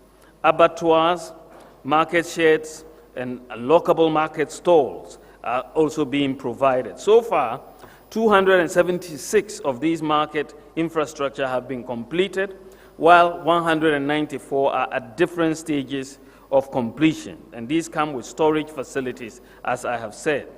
And some of the beneficiary communities of the market infrastructure are in Salayile, in the Salaga North constituency, Asumurai, in the Asunafo North constituency, Drobo, in German South constituency, and many, many others. In addition, construction has started on the first phase works of the redevelopment of the Mankesim Market Complex and the Dome Market. And both projects are expected to be completed in 2021. Now I come to industry. Ladies and gentlemen, under the One District, One Factory program, 183 companies are currently benefiting from the One District, One Factory initiative, out of which 61 are existing companies. The 1D1F doesn't only deal with new companies. If you are an existing company and you need a capital injection to expand, you can benefit from the incentives of the 1D1F. So don't say that, oh, I know this company is already been in existence, so it cannot count. No, if it has come for support through the 1D1F, it will be counted. So out of the 183 companies, 61 are existing companies, while 122 are new companies. To date, 48 of the existing company projects have been completed and are operational. Of the 122 new companies, 28 are completed, whilst 31 are at various stages of completion. In addition, 58 special youth-enabled 1D1F projects have common user processing factories with financing from the African Development Bank, and these are under construction. And some of the new 1D1F projects completed currently include the Agricultural, Industrial, and Commercial Products, AICP Limited, D United Foods Industry Limited, Ekumfi Fruit Processing Company, Glufet Ghana Limited, Golden Africa Consumer Products Ghana Limited, and Golden Milan Limited. There have also been various support provided for industrial parks and special economic zones across the country, including Adawa, Apollonia, Tema-Free Zones, Enclave, and so on. And under the 1D1F program, the German car manufacturer Volkswagen has opened a car assembly plant in Ghana as we speak, and they've started producing cars. So the process of industrialization and the framework that we've adopted is yielding a lot of fruit. And all of this infrastructure that you are seeing, the industrial infrastructure, as a result of the government incentives that are being given. Housing, ladies and gentlemen, in the area of housing, the focus has been on the provision of housing for public and civil servants, such as teachers and nurses and the security services, and also public housing projects under the State Housing Corporation. If we count the housing projects that government is undertaking, we have a total of 1,229 housing projects that have been undertaken, with 232 completed and 997 ongoing. The State Housing Corporation, which was struggling just a few years ago, has been dramatically transformed and building homes for Ghanaians across the country. What is remarkable is that it has used internally generated funds. That means State Housing Corporation has not taken a loan for the last 3 years. They've used their own funds to be expanded. And they have many projects across the country and across many regions. In Upper West, they have a housing project going 55% complete. Central region, they have 3 projects going between 80 and 90% complete. Eastern region, they have 1 project going of 6 housing units, 60% complete. Upper East, 1 project, 20% complete. Ashanti, they have 2 projects, 120 housing units, which is 40% complete, and another 2 housing units, which has been completed. Brong, again, 70% complete. And Northern region, they have 3 projects going between 21 is complete at the airport estate in Sanargo, as well as you have the construction of 8 housing units in Zozgo, which is 40% complete. In Western region, the Sekendi Ituma Estate project, 13 housing units, the 75% complete. And in Safi, we also, again, 500 housing units, which is 20% complete. Greater Accra, there are about 4 major projects, 32 housing units, 24 housing units, 12 housing units, 16 housing units, and they are between 20, 40, 80%, and 95% complete. So we are doing a lot in the area of housing, even though we know there's still a lot more to do. But the data is quite solid in this area. We will continue to move. Then I move to sports. A total, ladies and gentlemen, of 68 sports infrastructure projects have been undertaken since 2017. And 12 have been completed and 56 are ongoing. One of the key projects that we are doing in the housing area is the construction of 10 5,000-seater youth and sports centers of excellence in 10 regions of the country. And these are at various stages of completion. In fact, many are near completion. Kaneshi in Greater Accra, Ho in the Volta region, Koforidua in Eastern, Axim in the Western region, Yenahin in Ashanti, Dunkwafin in Central, Doma in Bono, Navrongo in Upper East, Yendi in Northern, and Wa in Upper West. The Accra Sports Stadium, which has not been renovated in a decade, has now been renovated. Renovation works at the Agyapong and the Kumasi Sports Stadia have also commenced, and work has resumed on the construction of the University of Ghana Sports Stadium, a project that was started by the MPP government in 2004 and then abandoned by the previous government. We have also completed, or we are continuing the construction of at least 29 astroturfs in several communities across the country, including Medina, Chebi, Dompim, Pepesa, Intakwa, and Suaim, Menshia, Odan, Walewale, Fadama. They are all getting astroturfs, and more will be coming.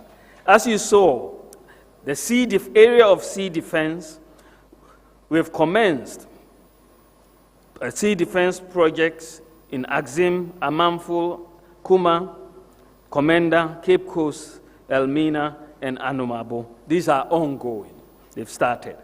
But we also completed a number of sea defense programs that we inherited. Again, this is to say that we are not abandoning projects that we've inherited, right? So, Abuazi, Ajua, Blekosu, Niltakradi, Nkontompo.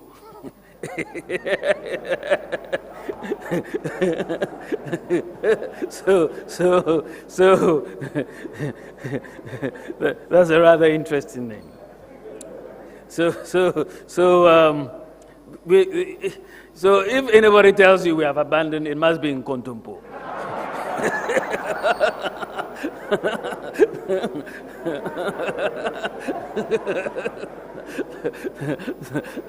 So, ladies and gentlemen,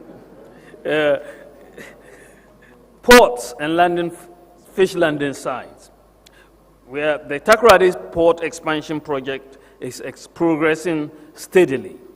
A multi-purpose container terminal commenced in 2019, and a dry bulk jetty is almost complete. The construction of the Jamestown Harbor has also started. And we are also constructing 10 fish landing sites: Axim, Dix Cove, Senyabreku, Gomoafete, Mori, Mumford, Teshi, Winneba, Elmina, and Kita. And these are all ongoing.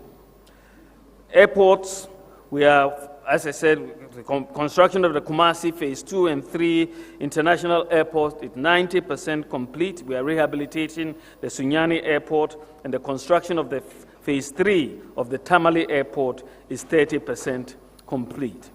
Now we go to railways, and this is the baby of my good friend Joe Gatti.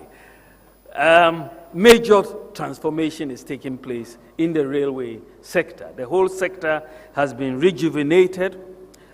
We have major projects which are ongoing and forthcoming, but we are focusing on the ones which we have done. We've completed the rehabilitation of the Accra-Tema railway line, which is 30 kilometers. The Chimota in Sawam, another 33 kilometers, and the Kojokrom-Takwa, which is a 56 kilometer. And these are narrow gauge lines, and we have done that. We've begun the construction of a new standard gauge western line, which is Takoradi to Kumasi. Now, the standard gauge, as the Minister for Railways tells us, is New Testament. That what we've been doing since the colonial times is Old Testament. Now we are in the New Testament, and we are beginning a new standard gauge construction on the western line.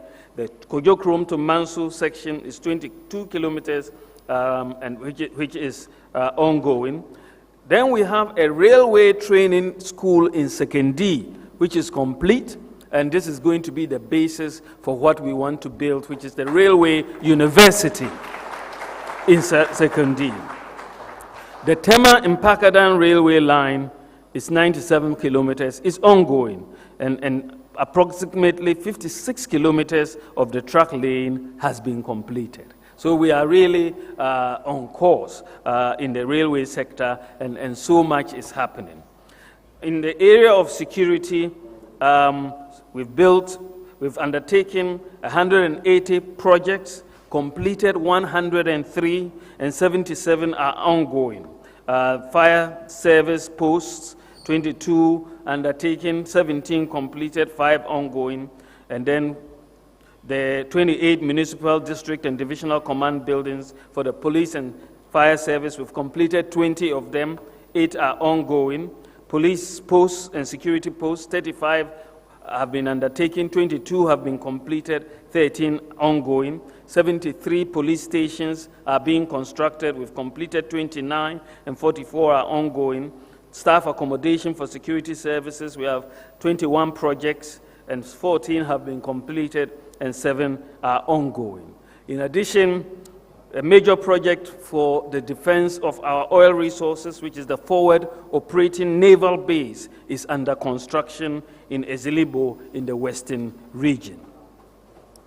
So in addition to this, we've provided 740 vehicles and 3 helicopters to the Ghana Police Service since 2017. 190 vehicles to the Ghana Immigration Service and 138 operational vehicles to the Ghana Armed Forces. So this is major. You look at the infrastructure we are providing the security services is clearly major. Our next focus is going to be on prisons and fire to really retool those services as we go forward. In the energy sector, we have been saddled with an excess capacity as a result of power purchase agreements that are costing the government about $1 billion a year for electricity that we have not consumed. $1 billion that we pay free to somebody for electricity we don't need, that we haven't consumed. Can you think of what you can do with $1 billion every year? Huh? Joe, if I gave you $1 billion for your sector every year, that would be serious transformation. You reach Burkina very quickly. He'll reach Burkina very quickly. But just think about it, $1 billion a year, because someone has signed agreements saying that even if we don't use the power, we'll have to pay for it.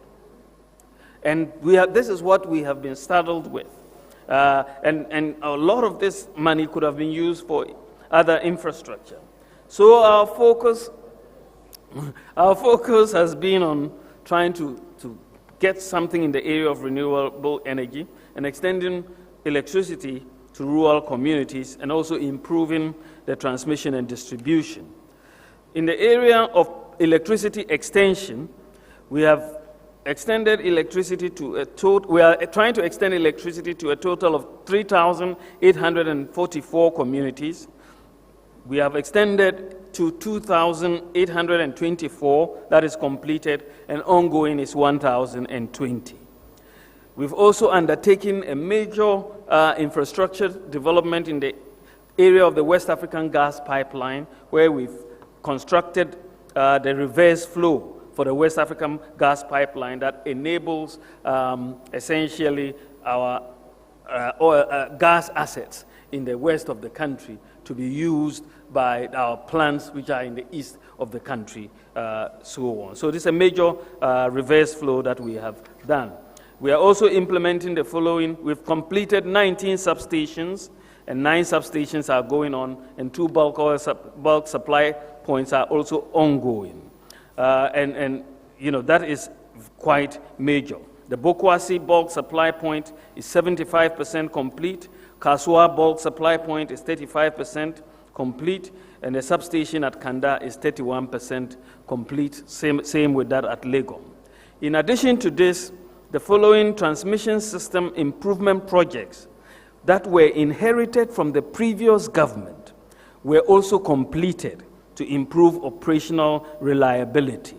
The 161 to 33 kV Accra Central Gas Insulated Substation Project, the 161 33 kV Afienya Substation Project, the 330 kV Prestia Kumasi Power Enhancement Project, the 330 kV Kumasi Bolgatanga Transmission Project, the 330 kV Abuazi Prestia Transmission Project. In addition, the 225 kV Bolgatanga Ouagadougou Interconnection Project, which is a component of the West African Power Pool Interzonal Transmission Hub Project, was completed, and it's currently facilitating the export of power from Ghana to Burkina Faso. So we have done quite a bit in doing our projects as well as completing what we inherited. I now turn to education. The infrastructure investment in the education sector, ladies and gentlemen, is massive. We have undertaken a total, or we are undertaking a total of 2,699 projects in the education sector since we came into office. Of these projects, 1,253 have been completed and 1,446 are ongoing. In the area of senior high school projects, for example, we have completed 448 of these projects.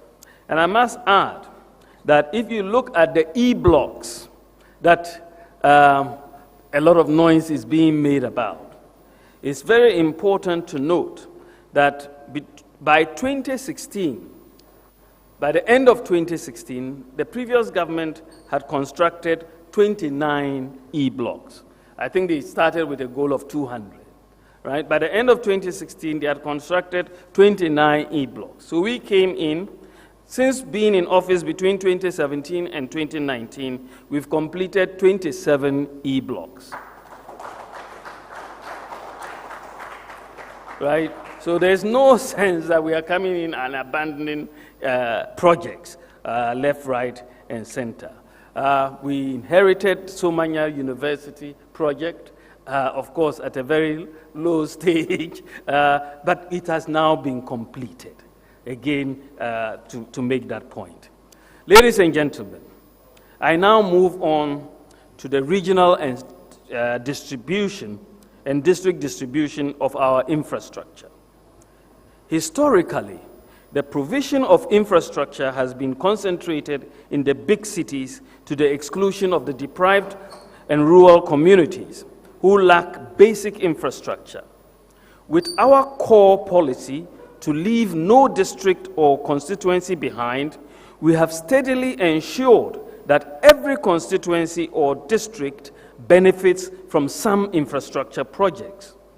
To ensure equitable and inclusive growth, the provision of infrastructure, amenities, or facilities should not be dictated narrowly by our politics.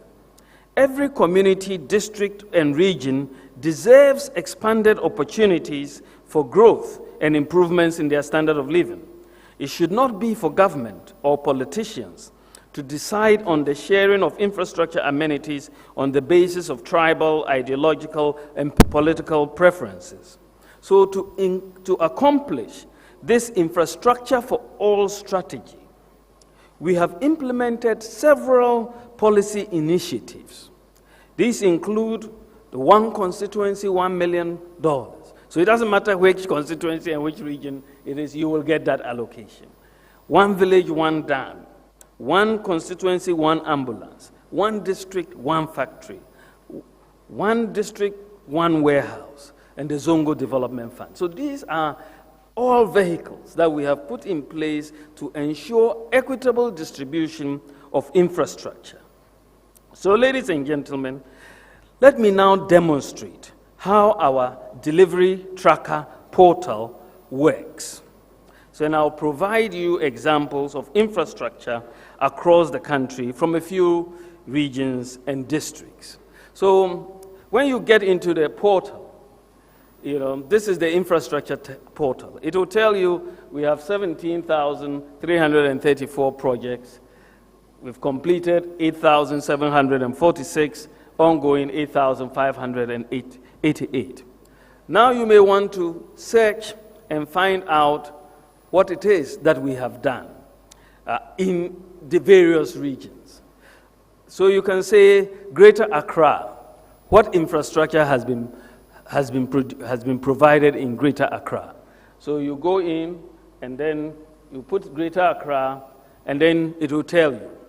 Greater Accra, we have 1,186 projects, 699 completed, and 487 are ongoing, right? So if you look at Greater Accra, you could say, okay, let me go to Lejokuku and let me see what is in Lejokuku, right? I want to go and see in the district what is in Lejokuku. So they can go to Lejokuku. 42 projects in total, 17 completed, 25 ongoing. Let me see the projects.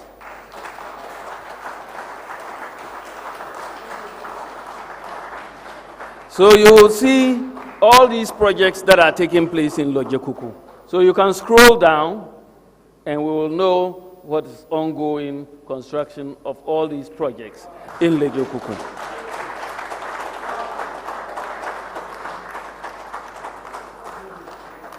So this is Lejokuku in Greater Accra. Now I can go to Central Region. For example, let's take Central Region. Go to Central Region and let's see what projects are in Central Region. Central Region, 1,100. So let's see the projects. Scroll down. So you will know. You will see all these 1,000 projects and their status, right? So you will see it all.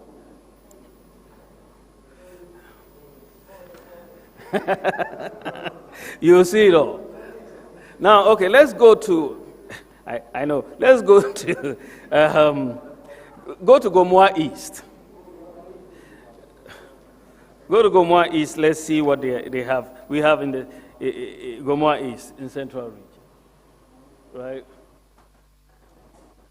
You apply. 37 projects in Gomoa East, and so on. I don't know. Do we have any pictures for Gomoa East? Let's see what is good. Then you'll see what is happening.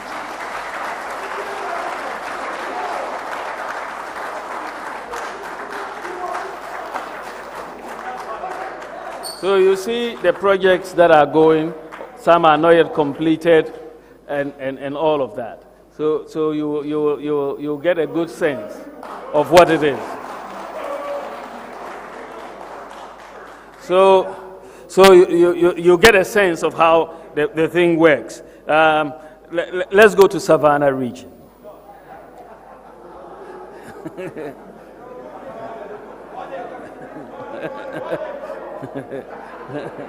Savannah region. You see, so all regions, all districts in the country. So you go to Savannah, we have what, 65 projects taking place, 606 completed, 159. So let me see the projects. So you can go through across all and see all of them. Okay? Fine. Go to Bole.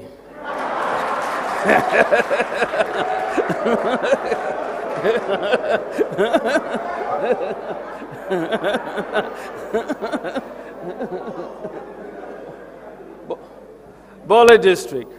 Well, 66 projects, 31 completed, 31 ongoing. Let's see the projects. Let's see the projects. So, quite a lot of projects. We are not discriminating. These are the pictures from Bole. You see them, which is very good. Okay? All right. So let's go to Western region.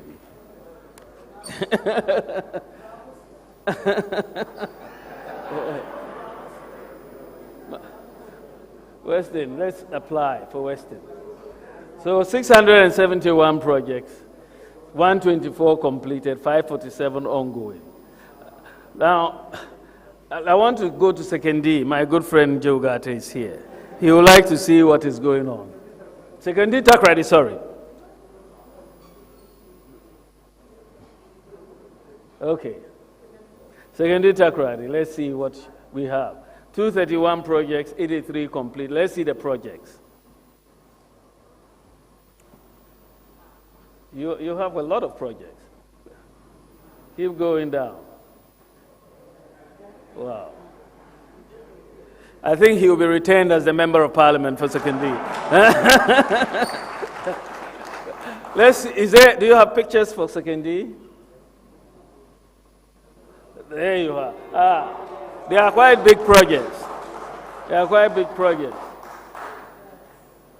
Okay. Okay, let me see Volta region. And some of these projects, because of the one constituency, 1 million. If you have more constituencies, you have more projects, and so on. So you have 650 projects, 361 completed, 289. Let's see the projects. So you go through and be able to. There's a demand for K2 South. Let us see.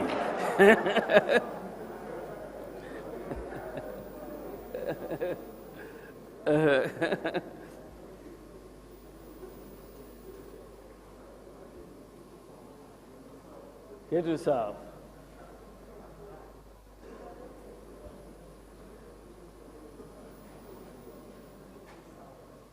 Okay, let's see. 23 projects, 7 completed, 16 ongoing. Let's see the projects. Okay, so this is what is going on. Are there any pictures? That's right. So,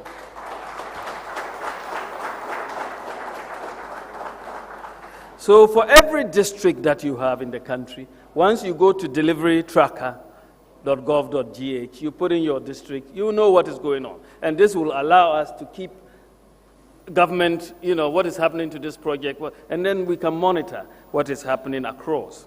So this is very, very key in terms of where we are going. I would also want to mention that infrastructure today in this world of digitization is no longer just brick and mortar, right? We are talking about soft infrastructure, and we are talking about digital infrastructure. This is the New Testament, as Joe was saying. And the world is changing, and digitization has come, and we are, for the last 3.5 years, we have been embarking on a major process of digitizing this country and putting in place the critical soft digital infrastructure, which is going to transform this country. So we are doing the national ID card. So far, about 14 million cards people have been enrolled. We expect it to reach 16 million in the not too distant future. It's going to be key. The digital property addressing system has been put in place. The mobile money interoperability, the first of its kind in Africa, has been put in place, which has made Ghana the fastest growing mobile market in Africa. It's in place, and it has given people access to banking services.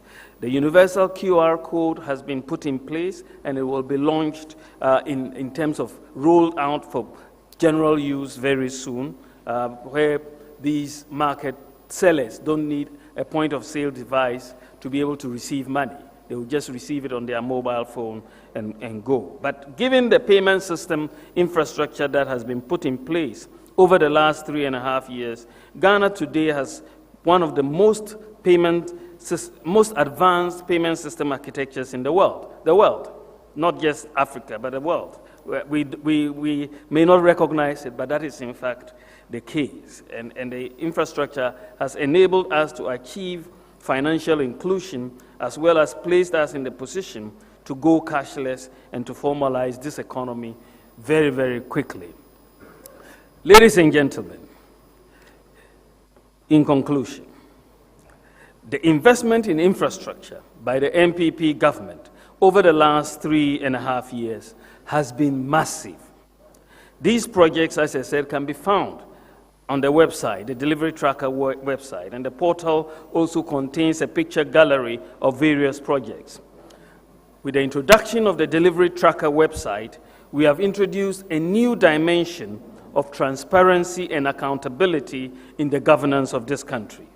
Ladies and gentlemen, notwithstanding the impact of COVID-19 on the completion times of some projects, the data indicates that in the Fourth Republic, no government has achieved as much in its first term of office in terms of infrastructure projects it initiated in that first term as the government of Nana Addo Dankwa Akufo-Addo. No government.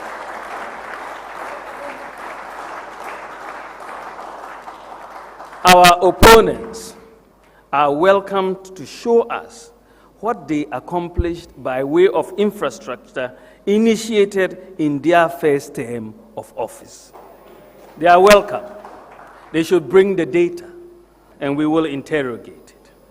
This is because virtually all the key projects that they point to were completed in their second term. We are, however, happy to compare our 3.5-year record with their 8-year record in the area of infrastructure. In many communities across this country, the data will show that the infrastructure we have provided in many districts over the last 3.5 years surpasses what they provided in 8 years to those districts. But what is most important to note and most interesting to note is that we have done all this while actually spending less on infrastructure as a percentage of our GDP. We have done more by spending less. And that means what? We have more value for money. That is what it is. Also, contrary to the propaganda, the evidence is that we have also completed and we are working to complete many projects that our government inherited. We have also put in place a solid base of digital infrastructure to propel the digital economy of Ghana. And ladies and gentlemen, I also like to note that we are not just building infrastructure. As for building infrastructure, anybody can build infrastructure. We are not just building infrastructure. We are building a nation. We are building a nation.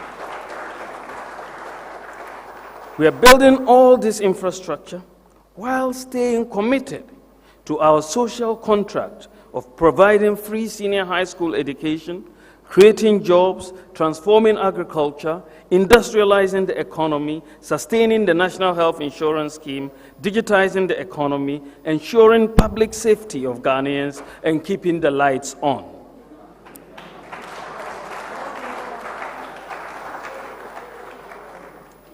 Ladies and gentlemen, the future is bright if we stay the course. That is why we are asking the good people of Ghana to give Nana Addo Dankwa Akufo-Addo and the MPP 4 more to do more for you. May God bless you, and may God bless our homeland Ghana.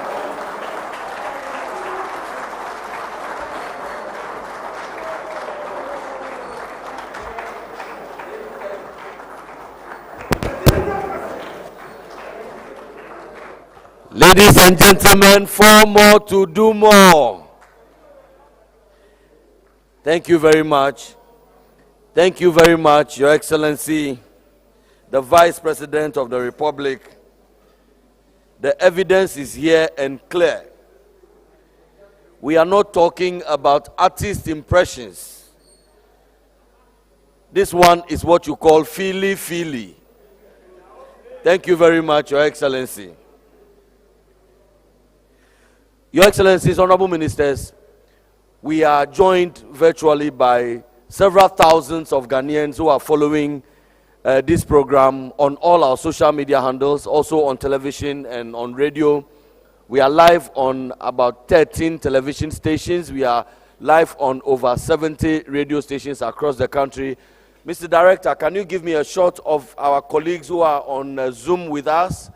Let us give a big round of applause to our colleagues who are watching from all parts of the country and of the world and are also enjoying this program. Thank you very much. Your Excellencies, may I crave your indulgence at this juncture to maybe allow for some interactions. Ours is a government of accountability and transparency, and the data is available. The invited colleagues, if you do have a question, if you indicate by show of hand, I can recognize you and invite you. We shall also take a few questions from our virtual platforms. In the interest of time, we are minded that our television airtime is coming very quickly to an end.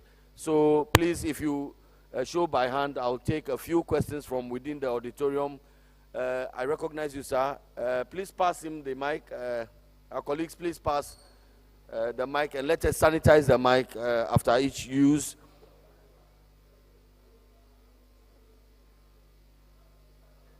I recognize you, sir. Please just introduce yourself and ask your brief question. Hello, hello, hello, hello, hello, hello, hello. Good evening. My name is Christopher Agbegan, and I am from the Ghana Federation of Disability Organizations. I first of all want to commend the government for the good work done, amazing work. I want to first of all remind us that in 2006, a moratorium was actually agreed upon that in 10 years, infrastructure in Ghana or public buildings would be made accessible. Your Excellency, accessibility goes beyond disability. If this building is 10 feet tall and there was an elevator and we said that this elevator is assigned only to persons with disabilities, I believe there would be a protest. Why? Because the fact that it is made for persons with disability doesn't mean everybody would want an easy access to any part of the building. How are these infrastructures that have been showcased to us accessible to persons with disabilities? How meaningfully involved have these disability groups, especially the Ghana Federation of Disability Organizations, been involved in the development of these structures in terms of project implementation, evaluation, and monitoring? Thank you. Thank you very much. I recognize you, Christopher, we hear you. I recognize a young lady. Yes, the infrastructure has been provided. Is it disability friendly? Thank you very much, Christopher. I recognize you. Please ask your question, madam. Okay, good evening.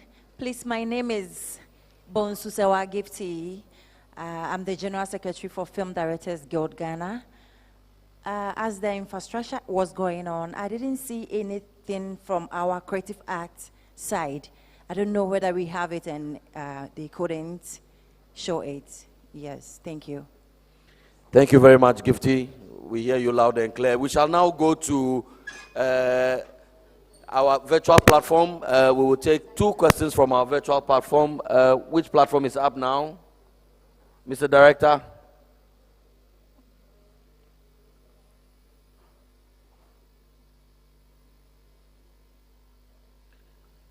So, Barnabas Borough says, when will the MPP government come and finish the Wa Regional Hospital? Barnabas. Another question from Isaac Treme. What should we expect from the MPP when they are re-elected in December? Operative word is when. Thank you very much, Barnabas. And we shall take 2 from the WhatsApp platform, just 2 from the WhatsApp platform, Mr. Director, shall we? My name is Ifasa Amuyao, a level 400 student of the University of Ghana. Good evening, Mr. Vice President. Government introduced the double track system as a way of addressing the infrastructure deficits in our senior high schools, occasioned by the increase in students' intake. How far has government gone in reducing the infrastructure gap and eradicating the double track system completely? Thank you. Thank you very much. Shall we take another one? Your Excellency, my name is Derek Tete, and I'm working with the Central Municipal Assembly as a national service personnel. Respectfully, I would want to ask, how different is this government's infrastructural agenda from that of the NDC? Thank you.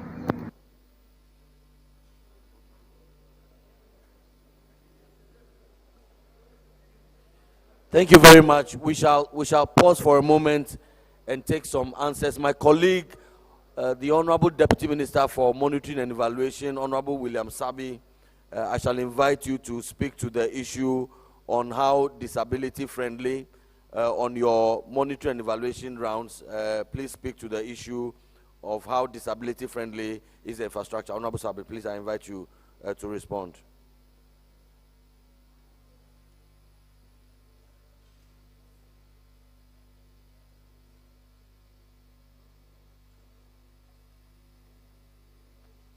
Thank you very much, Your Excellency. Most of the SHS infrastructure, for instance, have disability routes to the entrance to the classroom blocks. Well, what would be the challenge is those that are mostly of high buildings, like storage, but they've been provisioned in such that most of classroom activities are done at the ground floor, and most of the administration block, the same thing goes like that. In the creative arts industry, for the question asked by my lady, we realize that we also have a special senior high school for the creative arts in the Ashanti region, which has been inaugurated by commissioned by the president. So there's something about creative arts. Thank you very much.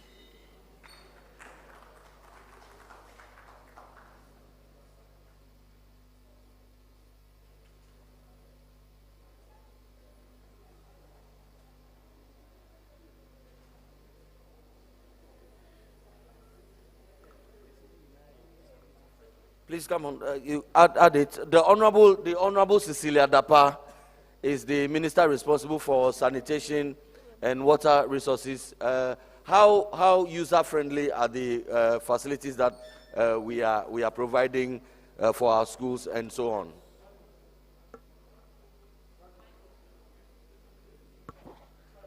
Please pass the Honorable Minister the microphone. Thank you. Of the 250 institutional toilets that we have provided, we have accessibility for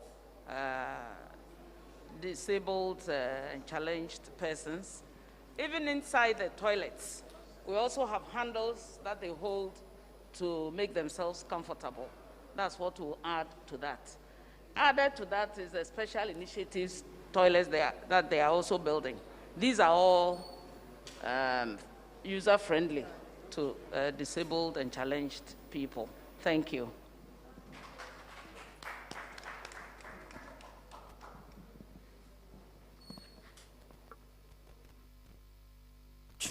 Honorable Minister, shall we sanitize the microphones as well?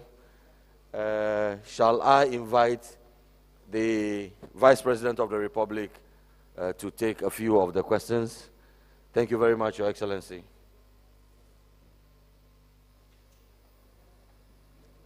Yeah, thank you very much. I think I can touch on a few of the questions. On the creative arts, is quite true. I didn't mention specifically that we've completed a theater in akufo-addo, and there's another one ongoing in Kumasi, because we are trying to build theaters in the key sectors, and this is. But what is also important, let me inform you that just yesterday, Cabinet approved the Creative Arts Bill, and this is going to Parliament when they come back in October. And under the Creative Arts Bill, we are setting up a Creative Arts Fund, right? So that we are going to empower the creative arts industry. It's going to be a real great growth pole for this country. So that is good. Wa Regional Hospital, it has been commissioned. It was commissioned on the 18th of August last year. So they are working. The double track, significant progress is being made. Many schools are coming off double track as we speak. We wanted to build about almost 800 facilities. So far, we've completed 448 of those facilities in the senior high school. And so many schools by September are coming off double track, but we'll keep going until, I don't think we are far off from actually meeting the infrastructural requirement. But, you know, one of the things about double track is it's a policy that responds to a real need, that we have free SHS and people had to go to school. So we had a double track system, a very innovative system. It's not perfect, but it's very innovative and it's solving major problems.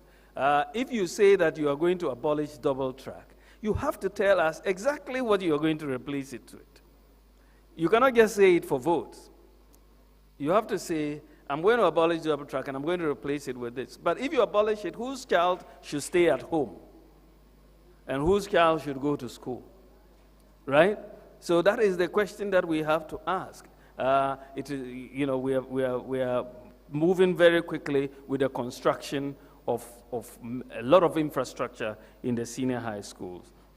Again, there was a question about the difference between our government's approach to infrastructure and I think that our infrastructure is more inclusive. We are not really focusing on the big city projects alone. We are doing big infrastructure to drive development across, whether it's industrial infrastructure, educational infrastructure, and so on. We are doing all of that, but we are very, very conscious that the infrastructure must touch every part of this country, must touch every community, and this is what we are trying to do. Our focus is infrastructure for all, water for all, toilets for all, and we are pushing all of that, and I think it's a big difference between us. And we are focusing also on value for money in our infrastructure projects. Thank you very much.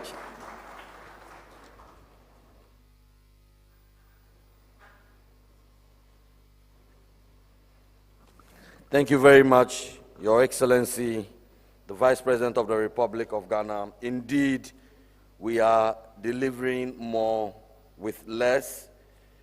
And on that note, I invite the Honorable Minister for Information to wrap up. Your Excellency the Vice President, Senior Minister, Ministers of State, distinguished guests, ladies and gentlemen, a little about 2 hours ago, that's just around 6:30, we started this virtual town hall meeting. With COVID protocols, as you know them to be, we would have to be bringing down the curtain at this time. I want to thank His Excellency the Vice President, first of all, for the time he's had, the industry that has gone into his presentation, and the exhaustive nature with which he has answered the question of infrastructure as put together by the Akufo-Addo administration. I believe we can give him a very big round of applause. We want to say a big thank you to the various ministers of state, the various ministries and technical teams that supported with the data from here in Accra and across to the various districts, data that enabled this presentation to be put together. I want to thank Nime, Name, and invited guests who are here with us this evening. Our colleagues from the media, we thank you. And for the millions who joined us through the power of television, radio, and online platforms, we thank you for participating in this virtual town hall meeting and results fair. We will rise shortly after a prayer and then take the national anthem before we wrap up. Thank you.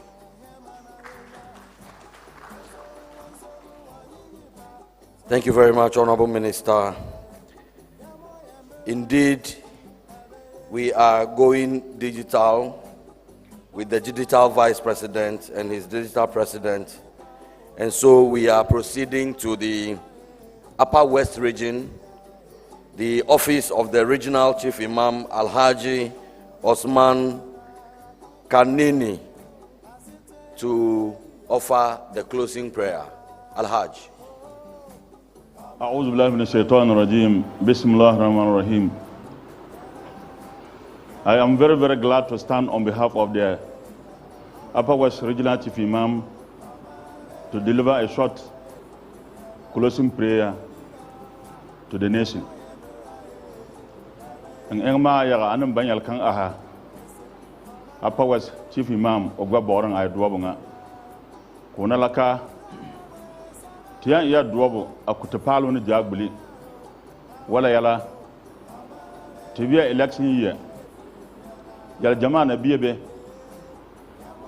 tun su handa na muna ka wakati nga ku chenwa para ka yal boron tumbora kar voti president na karin yau lafiya kanin sala njaji bodba yi bojin sala bunyan ni vori onan na voti ka president yi kan yi vot jan no yi uluse vote tun su handa na ka palo jin lafiya president ne ma Allah ahaka ba vote kuti ti vote ne onan na hafiyan aka vote aha onan karata tun la su hana mun kuro o manga ni vote anan lafiya a palo jajin lafiya mun na dikuti tuno manga wacha tin jin cha pa wascha tun su ha jin lafiya a su ha jin lafiya kura palo ne ala ne ja an wulka gana ne bi tor dana la mun na gana te ne bi tor أعوذ بالله من الشيطان الرجيم بسم الله الرحمن الرحيم اللهم اجعل جمعنا هذا جمعا مرحوما وتفرقنا من بعد تفرقا معصوما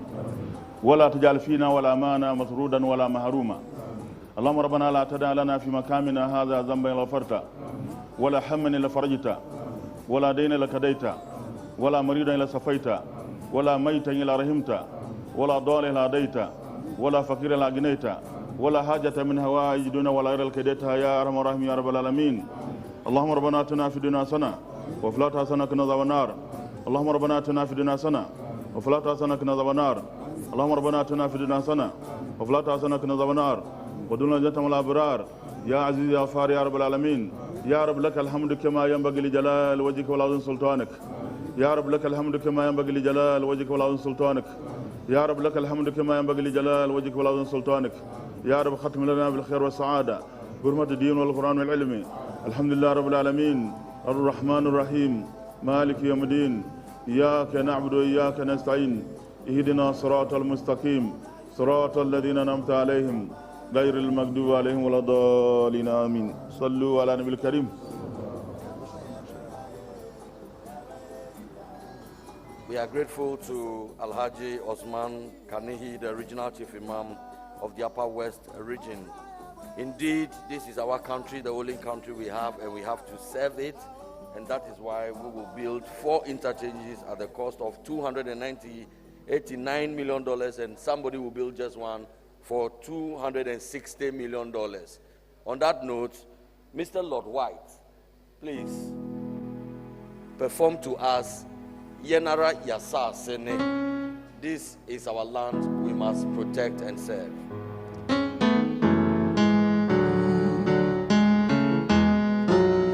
Yenara Yasa Sene Agyapong Dimaye Ojana na num shegu deritu omaye Edrumi ni wusoso sayene ye biatwaso indiesaso kutu sani ye pasemi kuminya ebrebe huti maya da sasimo dom atum se somanu seriye yo somanu seriye yo eyesena ose omakubranetre somanu seriye yo somanu seriye yo eyesena ose omakubranetre.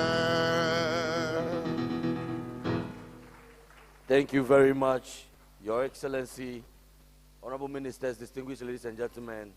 Please let us observe the departure of the second gentleman, and then we can follow suit. Please let's make way